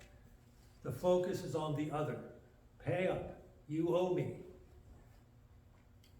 By claiming the injury and owning your pain, the focus is on ourselves. And the question becomes, this is my life. This is my soul. This is my hurt. What do I want to do with it? See, it's now you're beginning to move into, I'm responsible for this. My wound, my hurt, my pain. I've mentioned this already, that forgiveness needs to come from a place of strength, which is really to say that you must have some measure of self-esteem, because one of the effects of, an injury is this loss of self-esteem. You could say that a forgiving person is one who has hope in life and believes good will come out of tragedy and suffering. But another effect of injury is the loss of hope in one's dreams and the brokenness that makes it difficult to see beyond anything. So holding on to the debt that is owed, you see, is like holding the person prisoner in your mind. They are in jail, but you're the jailer. See? They're in jail, but you're the jailer. That's important to understand that's the relationship that you have going, and it's being fueled by resentment. When you forgive, you are not only releasing that particular person who has injured you, but you are embracing their humanness as well as yours. Because at the deepest level, through forgiveness, you come to see that all persons, even yourself, we're all equal in our capacity to do harm. We're all equal when it comes, and that's really it. The transformation in terms of your view is that now you see this person in a very, very different light. You see them as equally human to you, and you forgive them because, they know not what they do. They owe you nothing. You want nothing from them. What you were looking for, you've torn up the debt that was owed. And you see them as equal to you in every way. There's no good guys and bad guys. So it's seen in a new way with new eyes. This is a new understanding of the word forgiving. A wound is forgiving. A wound gives you a chance to end one thing and begin another. She says, Beverly Flanders, a wound is the gift of a new beginning. So we have been exploring the process of forgiveness as one of conversion, moving from being the object of another person's actions, which has injured us and has come to define us, to a person who acts upon his or her injury by entering that wound and emerging a new self. And so this sort of view, this can become not just a single event, but a way of life, a way of looking at all of life. One aspect of that reality is the ability to embrace the fact that harm is an ever-present possibility, and that attempting to control one's life or to protect it from harm is an illusion.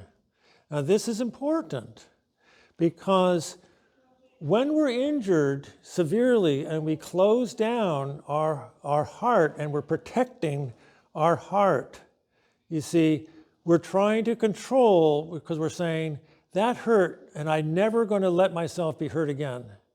I'm going to keep myself guarded. That's an illusion that we're living in. The illusion of control. We have no control. To forgive really means, yes, I've been injured, and my heart broke, but guess what? I survived, and I'm totally open to experience, to loving and being loved again. I'm not timid, or I'm not afraid of being injured, and therefore I'm walking around with the protection. I'm not. I'm free to let things happen. Now that's a fairly advanced level of development, because we're none of us can say that there isn't some part of us that's working through this. Pardon me? Fear not. In the Bible, fear not. Fear not. Fear. Yes, right. To go out in spite of that. In spite of that, yeah, right. It's all about, if you have the right point of view, you can see that nothing can harm you. Ultimately, once you have recovered from a deep injury, in a paradoxical way, you start to trust life more. Because even when injury comes your way, you have discovered, you see, that you are more than the wound. You trust life more after the end. Wow, I made it through. I survived. I am more than the person I was taking myself to be. I am more than the victim I was taking myself to be. That isn't really me. I have an openness to life. It is possible to live in such a way that there is really nothing that cannot be forgiven. Ultimately, the act of self-forgiveness arises from deep self-preservation. And some may think it's actually something instinctual. In the best sense, when you forgive, you come from that center within yourself that acts from life or a life force. Okay? So this is where you can identify that life force, call it God, call it, grace, call it love, call it whatever. But that's what you come to know as your center. Forgiveness, you could say, is about the preservation of that center.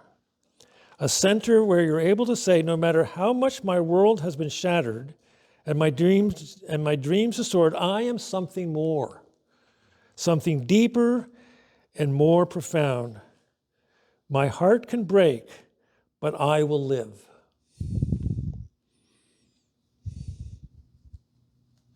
So what does the choice to forgive mean? It means simply you are no longer expect the person who injured you to owe you anything, to cancel the debt. To do away with debt is to forsake any remaining idea that the injurer has resources that you want. See?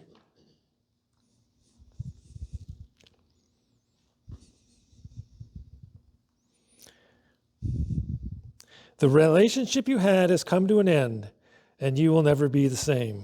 As I said, even if you're reconciled, it will be a different relationship.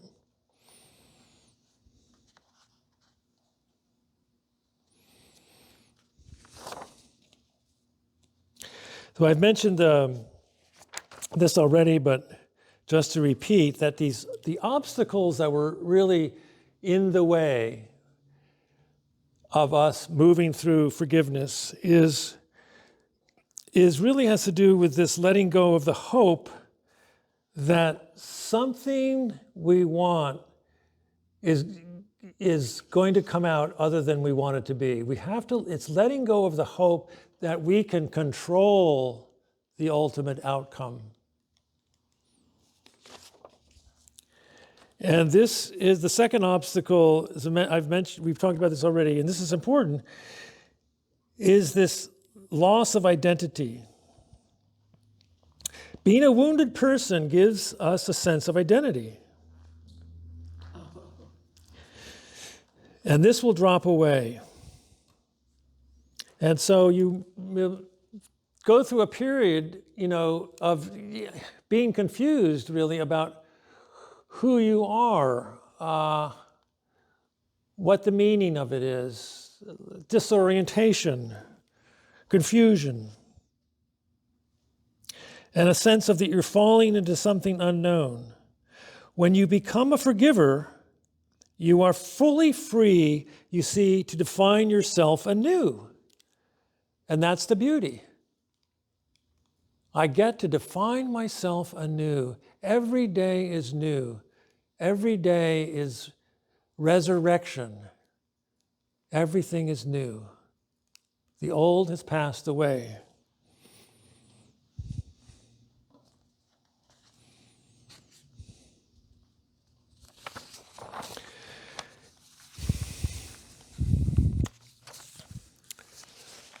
Okay, so let's just see if there's any further questions or points of discussion, because we have plenty of time, and I have some other things I'd like us to sort of delve into a little more deeply. But I'd like to hear from those of you who are going to be here so that we can spend the time in the best way for you all. Is there something specific that we've covered, maybe that isn't been clear to you, or that you'd like to go back over, or what? That old human concept of forgive and forget. What do you do about the forgetting? So forgiveness is not forgetting. You may remember this event, but it doesn't hold the charge. It's a memory. And you go, oh, sure, I remember that. But you're not caught up in it. There's no threads that are pulling you back into that experience. Yeah. I mean, it's possible at some point you go, that you might forget, but it doesn't necessarily have to be forgotten in that way. So you cannot forgive. So, sir, you cannot forgive. You cannot forgive? Forgive. So, forgive and forget. So, when you forgive, you need to forget everything. No, you don't have to forget it. Where Forgetting, is the forgiveness? If you will not forget. when you forgive is when you tear up the debt. You don't owe me anything. But I haven't forgotten maybe the experience that we once had. I don't forget about, what took place. But I'm not controlled by it. It doesn't have any power over me.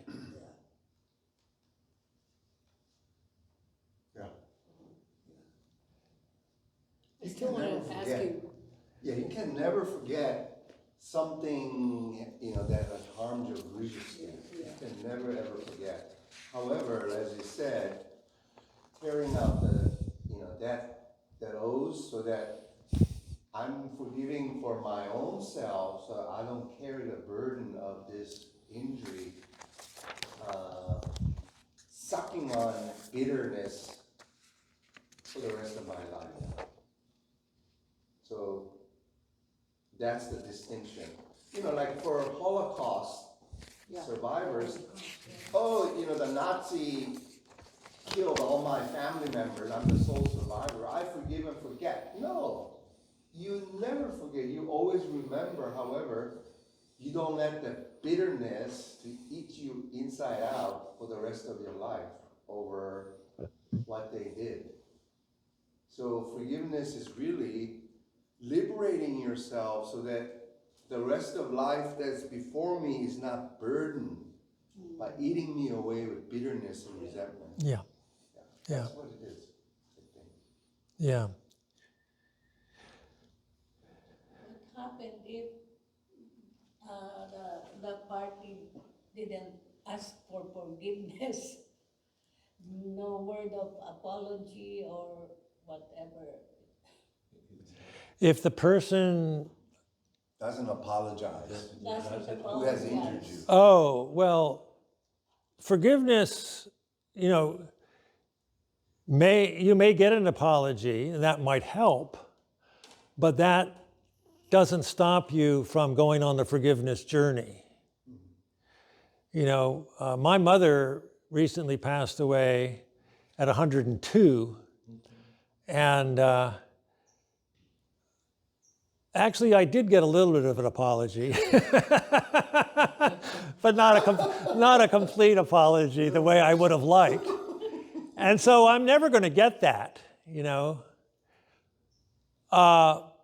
And so my forgiveness, you know, had to involve accepting the fact that, you know, now she's gone, and you know, I'm never going to get that, but I can still forgive. I still had to make that journey of forgiveness without her ever acknowledging, you know, the things that, you know, she did that were hurtful.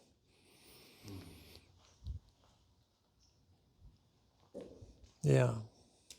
My brother is, my mother is, okay, she's still alive at 97. And my brother thinks that she is trying to apologize by just blasting us with, you know, I love you, I love you, I love you, I love you, which we never heard as a kid, never. And I'm hearing it too. I just smile when I hear it, but he's sure that that's what she's doing. Huh. Yeah. Uh-huh. Overcompensating. Wow. Wow. It's almost like a preemptive strike. Before you confront me and guilting me, I'm preemptively going to shut you all up by saying, I love you, I love you, I love you. Don't even think about it. Yeah. Mm-hmm. So does it mean that saying I love you is a way of apologizing? Well, In her case, it sounds like she was, yes, offering the I love you as a compensation or as a form of apology. Right. That really didn't work. But what happened, because they did not hear it. Yeah. You said your brother doesn't want to hear it? No, he's hearing it and he's accepting that it's an apology that she never could say. Now, a few years ago, my mother at Thanksgiving took me out to the garage and all of a sudden crying like crazy and apologized to me for how she had treated me. Wow. Wow. Wow. Wow. That's see, that's powerful. I mean, that's what happens. Parents at whatever stage do come some to a realization that there were real injuries that were inflicted, real deep injuries, and there is genuine sorrow, Yes. deep sorrow, and that realization. But oftentimes that doesn't happen. That the parent And unless they've done something, work on themselves, they're operating from a very, very different point of view. They, you know, and so they cannot see the injury that they've inflicted. They just cannot see it. And that's one has to sort of accept that they can't. That doesn't stop me from forgiving. You know, forgive them, they know not what they do. You didn't know what you were doing. Well, it doesn't keep me from looking at my wound Yeah, and looking for my treasure. yeah, No, yeah. yeah. I love that. I told you this. I love that word treasure. So Yeah. anything more you could say about how we find our treasure is. So I think that when we see, we are driven by desire. You know, we are really moved by desire. So if we are able to access the impulse, the original instinct that was moving me in this relationship, what did I want? What was my desire? It'll help us get to the treasure. See, because the desire is for, you know, love, connection, being seen, attention, all of those things. We can start to name it, and then we can say, okay, let's say I got that attention, the kind of attention that I wanted. How will that attention, what is it that will allow me to feel? See, if I got your attention the way I wanted it, what will I feel? That's the experience we're looking for. That's the way we identify our treasure. Oh, now I get it. I want to be seen. I want you to see this in me so that I can embrace it. That's the treasure, is our desires. Follow your desires. Jung said, follow your desires. They will take you to God. Well, that's, so some of us will have to go back to being a child and go in there, go into the womb. Yeah. And find out what it was I wanted. What is it you wanted? Yes. What do I want? Yeah, absolutely. Mm-hmm. Yeah, so it becomes a journey of liberation and of discovery, self-discovery. To be freed from those constraints, to be living in a different kind of way. So there's this one struggle that I live with, and that is like when I look back, I have remorse, like I wish I could have done it better, differently. And because I wasn't that evolved and know better, this is what I did. And I hurt the other. And then recognizing that now, you feel this guilt and remorse. So, in reality, when I was in that stage of life, I didn't know any better. That's the best I thought I was doing. But now, looking back, no, it wasn't the best thing. You were ignorant and you didn't know any better, and therefore. Mm-hmm. So, the process of letting go of this remorse and guilt, of self-flagellation, so to speak, and almost as if you need to continue to flagellate yourself in order to rectify the wrong that I have done. Yeah. And so talk about the illness of staying in that place. Of self-flagellation, yeah.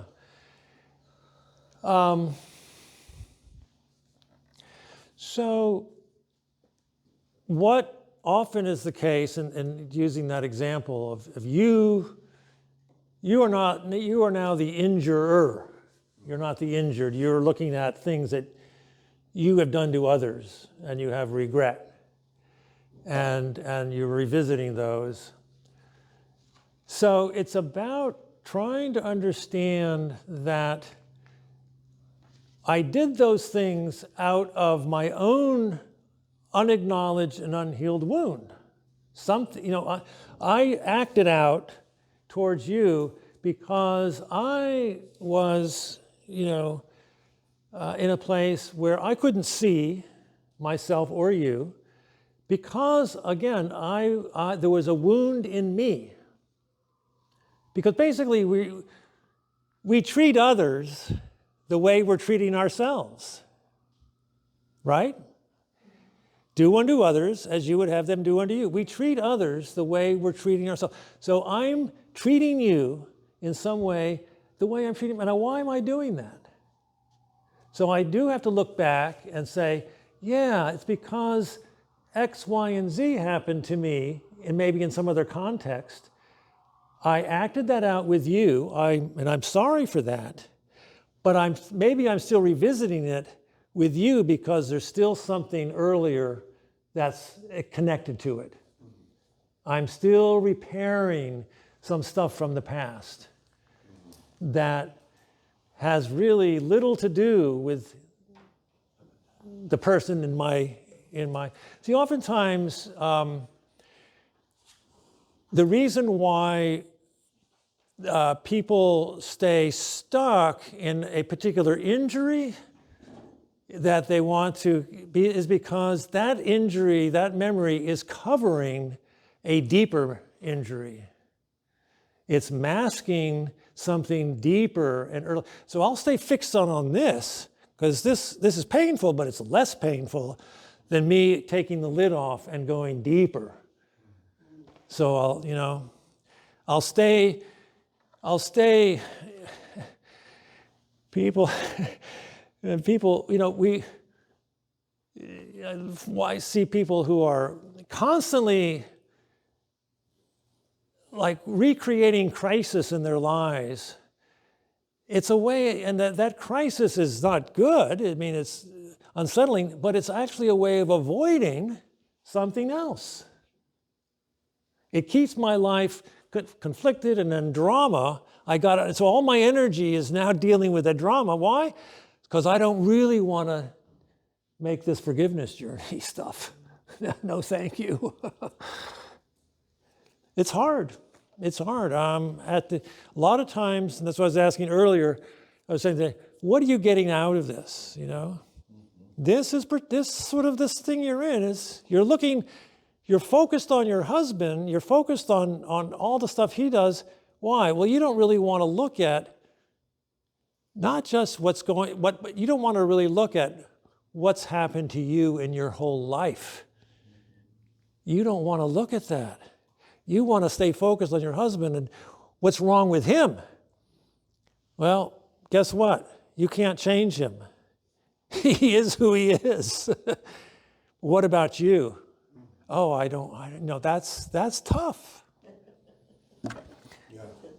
I had a mother. Excuse me, sir. Okay. Thank you very much. You're welcome. Thank you. Enjoy the topic. I will Very watch good. on the website. Okay. Bye-bye. Thank you. Yeah, bye.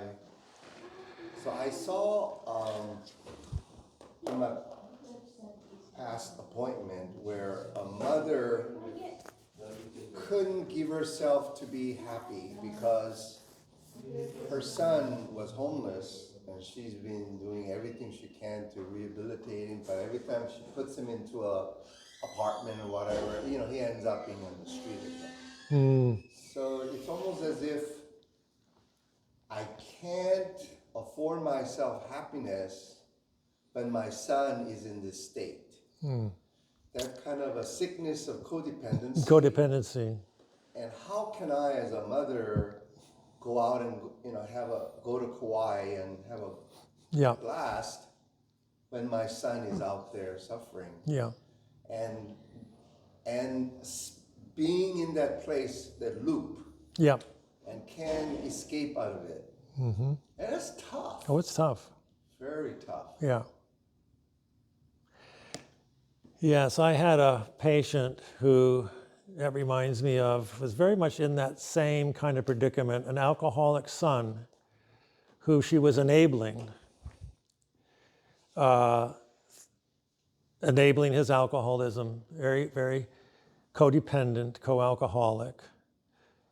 And deep down, what was driving her a lot of times was the guilt she felt because she didn't want a boy, she wanted a girl. Ooh, oh my gosh. And that guilt was informing her experience, that she felt that she had not embraced this child, you know, in the way because of her need to have him be a her. Now, you know, obviously she needed to come to terms with that, you know, because no amount of protecting him and trying to was going to do anything. It was very, very, very, very painful, very difficult, because that was huge. So, Did it take her a while to find her way to that realization? that realization, sure, oh sure, yeah, yeah. Yeah, because the deep sense of shame, you know, about, oh, you know, I so terrible.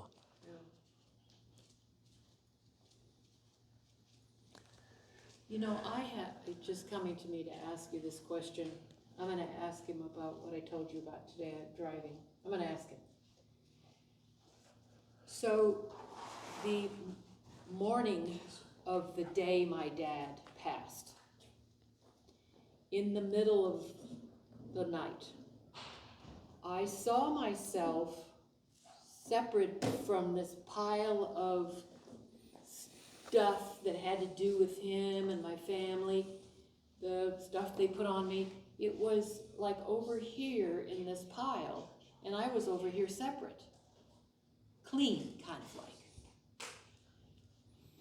That was 3 or 4 o'clock in the morning, and then I got word around 11 o'clock that he had passed. So, in talking to my brother a few times, well, and what I noticed is the panic attacks that I've been having and anxiety attacks for this last year stopped.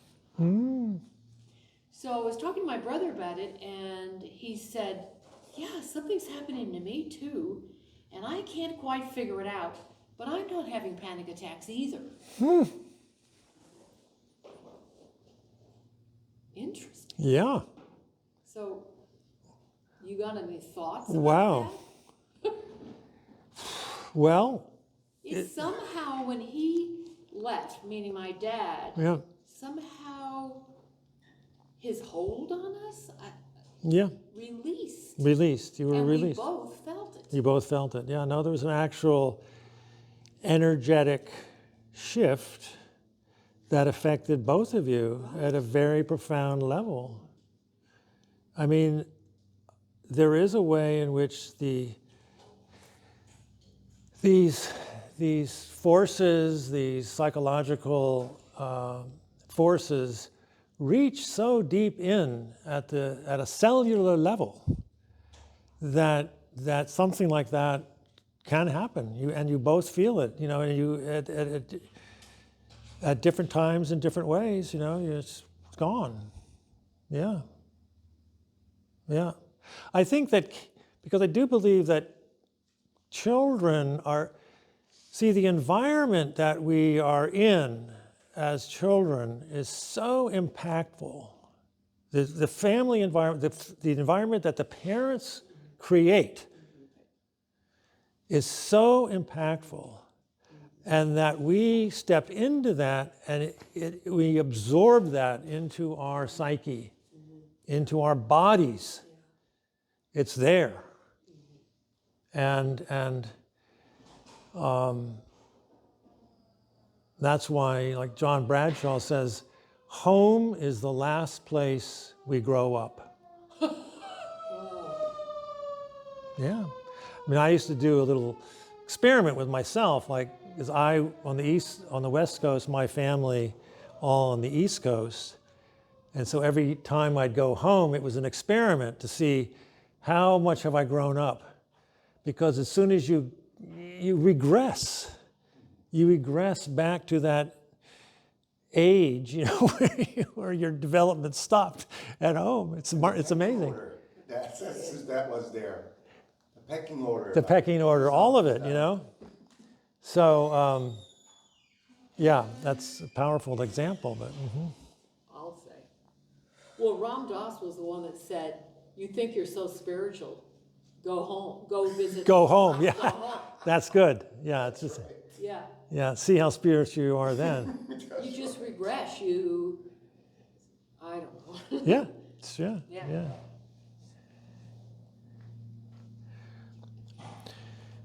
So how are we all doing? You want some more, or we had enough, or yeah? I want to talk about Luskin. Let's talk about Luskin. Okay, so your handout, Luskin's model, very brief here, and I do recommend him. Very readable, very practical stuff. And he's at Stanford running I think it's called the Forgiveness Project. Yeah, been doing it for years. So in his model, what we have to forgive is a grievance. Calls it a grievance. And a grievance happens when these two things collide. We did not get what we wanted, and something happened that we did not want to happen. So we didn't get what we want, and something happened that we didn't want. Those things collide to create a grievance story. Then what we do is we take that event personally. And we take it personally due to the unenforceable rules which govern our beliefs about relationships, life, and the way things should be. We're going to come back to that in a minute. Then, number 3, we blame. We point the finger. We blame the offender for how we feel. And then 4th, he says, we rent out space in our minds. Okay? We hold the person captive and continue to write tickets for breaking the unenforceable rules. So he has these wonderful analogies, writing out tickets that you'll never collect for breaking the unenforceable rules. We maintain and live in a grievance story by replaying the events over in our minds, renting out too much space, and by holding on to resentment. So now let me share with you his way of knowing, his way of determining, if you are living in a grievance story. Okay. Here are 12 things that will help you discern, am I living in a grievance story? Have you told your story more than twice to the same person? Busted. Do you replay the events that happen more than 2 times a day in your mind? Do you find yourself speaking to the person who hurt you, even when that person is not there? Wow. Have you made a commitment to yourself to tell the story without upset, and then found yourself unexpectedly agitated? Is the person who hurt you the central character of your story? When you tell this story, does it remind you of other painful things that happened to you? Does your story focus primarily on your pain and what you have lost? In your story, is there a villain? Have you made a commitment to yourself to not tell your story again and then broken your vow? All of the above. Do you look for other people with similar problems to tell your story to? Has your story stayed the same over time? And then finally, have you checked the details of your story for accuracy? So he says, if you answer yes to 5 or more, it's a good chance you're telling yourself a grievance story. Wow.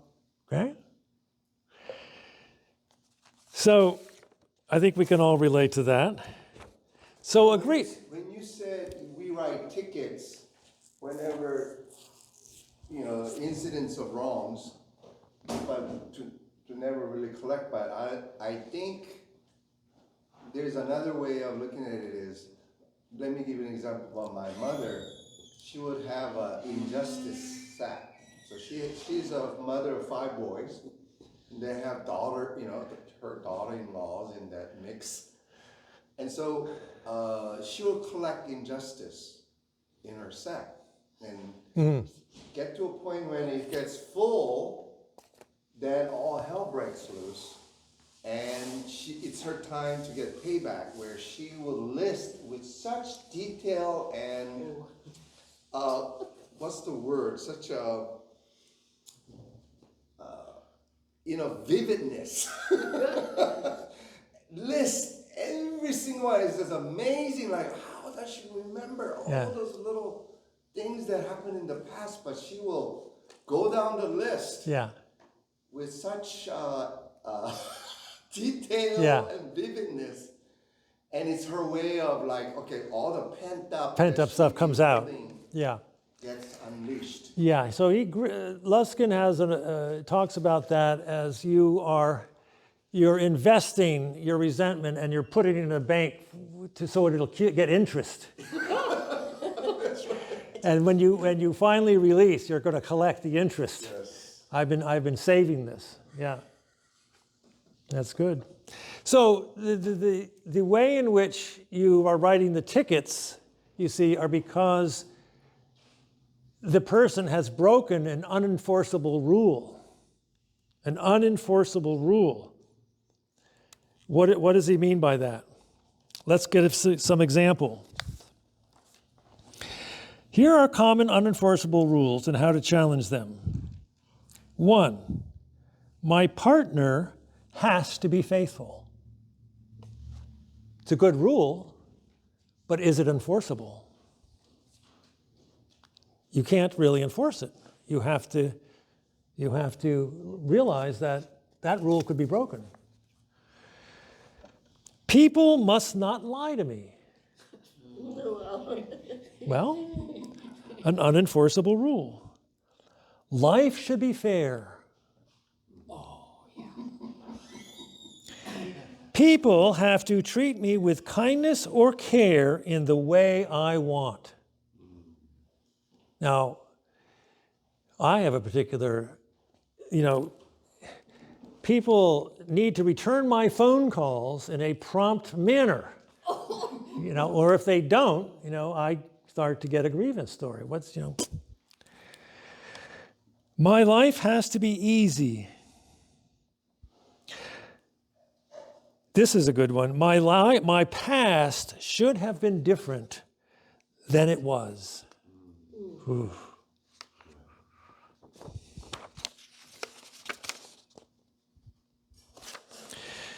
So,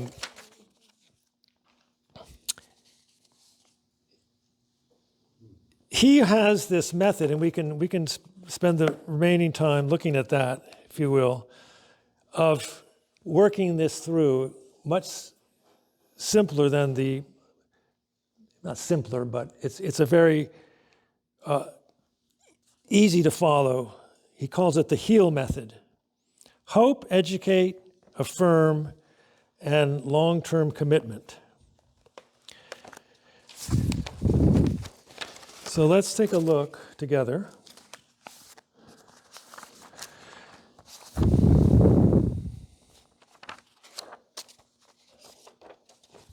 So, hope.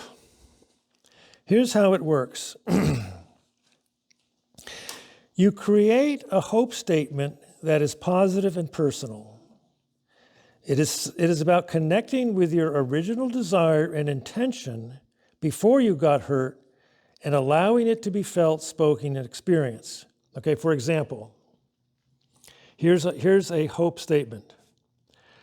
I didn't want my husband to cheat on me and be made to feel like dirt, versus I want a strong marriage and I desire to feel my own value within that relationship. So that's, if you're working on something, you develop a hope statement. You contact the original desire and you frame it in a way that's positive. Just that example. Does that make sense? Yeah. Okay, that's step one. Educate means taking the very personal statement and the hope statement and adding the fact that its fulfillment is beyond my control. Educate. I may not get what I want, and that is okay. I may not get what I want, and that is okay. See, can I say that? If I can't say that, I'm not ready to move on. Educate means coming to terms with the way reality actually functions. It is unpredictable and there are no guarantees. If I love, I risk being hurt. In fact, really, you cannot really love without risk. You think about it. You cannot really love fully without risk.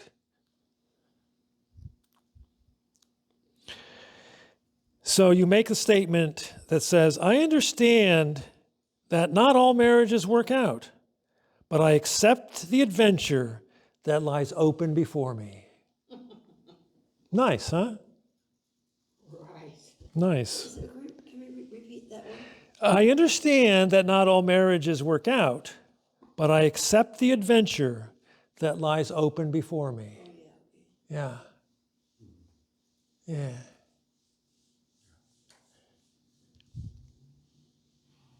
And then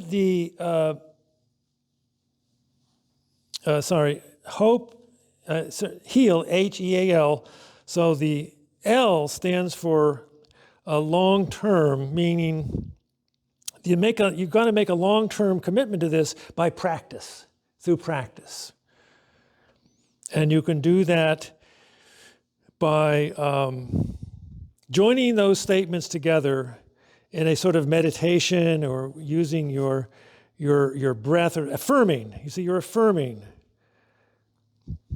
You know?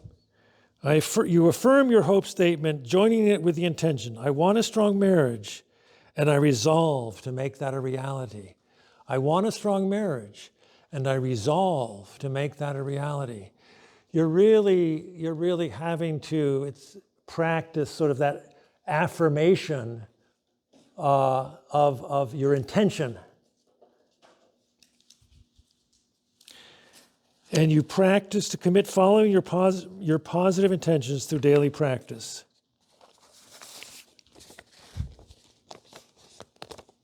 Okay, so that's his HEAL method, very, very basic and helpful. You know, you can take anything and apply that.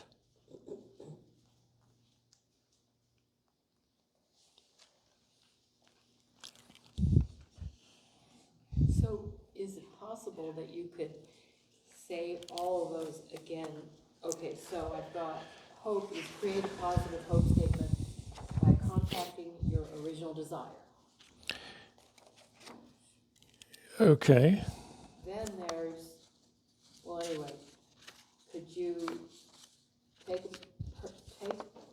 So, you want the, so I hope, I didn't want my husband to cheat on me and it made me feel dirty. So the hope statement would be, I want a strong marriage and I desire to feel my own value within that relationship.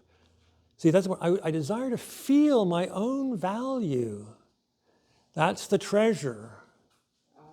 You see? I want to feel my own treasure. Oh, yeah. Yeah, yeah. I want that to be present in my relationship. And I accept that all this is beyond my control. I may not get what I want. That is okay. That's educate. That's educate. Okay. It's okay. I may not get what I want. This is tough because this is moving it beyond the personal into the impersonal. It's meaning like you not getting what you want has nothing to do, in a sense, with you. See? It's that life is unpredictable. Yeah, life's a mystery. I don't have control. We're afraid oftentimes to access our desires because we're anticipating that they won't be met. We anticipate disappointment. We anticipate that's because of our wound. See?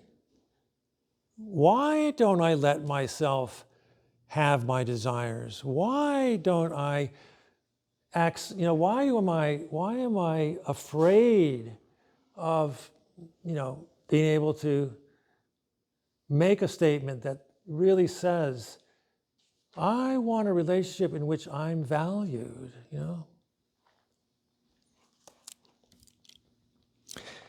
So educate means coming to terms with the way reality functions. It's unpredictable. If I love, I'm going to risk being hurt. Now, you got to be honest and to yourself and say, I'm not really there yet, if we're not there. Especially if you've been deeply hurt in an intimate relationship, that person, if they're honest, say, look, I need time, I need time to, because it's natural, you need time to restore. And, give yourself the time. It's okay. Educate, make a statement that says, I understand that not all marriages work out, but I accept the adventure. I accept the adventure that lies open before me. I mean, that's really when you're able to say, I'm going to, you see, that's really a step towards life and saying, somehow I'm able to know I'm going to be okay. In spite of what might have happened, in spite of what could happen, it's worth it. It's worth the risk. The value to be gained is greater than the value I'm getting by staying where I am. That's the difference. That's so moving. Yeah. I can stay over here and it's comfortable, but it's not very alive. It's not living. I have to take this risk. There was a joke line that Rodney Dangerfield says that he walked into a bar and there was a woman drinking alone, and so he sat next to her and says, can I buy you a drink? And she looks at him and says, I don't want to get hurt. And then he says, oh, I guarantee I will not hurt you. And then she says, well, I don't want to get hurt. And he replied, if somebody doesn't get hurt here soon, somebody will get hurt.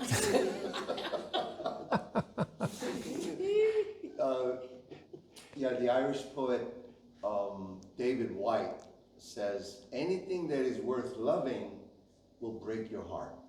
Ooh, wow. Yeah. Yeah. And that's what life is. Yeah. Is loving deeply. Yeah. And willing to take the risk. Really of take the being risk. Yeah. And Rumi, what does he say? I've been saying this lately. You have to break your heart many times before it opens. Mm. And here's another one from Rumi. Before you go in search of love, first seek all the barriers you have erected against it. We did that in collage class, right? We did that in the collage class. Amen. We, because I love that one. Could you say it again? It's like before you go out in search of love, first seek all the barriers you have erected against it. Wow. Yeah, that's it. Yeah. Remember, wasn't that it? Wasn't that a free state, that one? That was Farisha, right? And it's so true. Yeah. Yeah.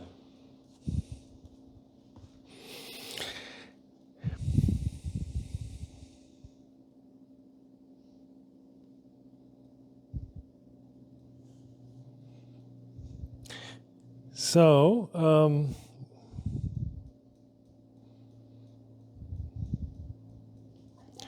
grievances are like planes circling and unable to land, using up fuel and airspace.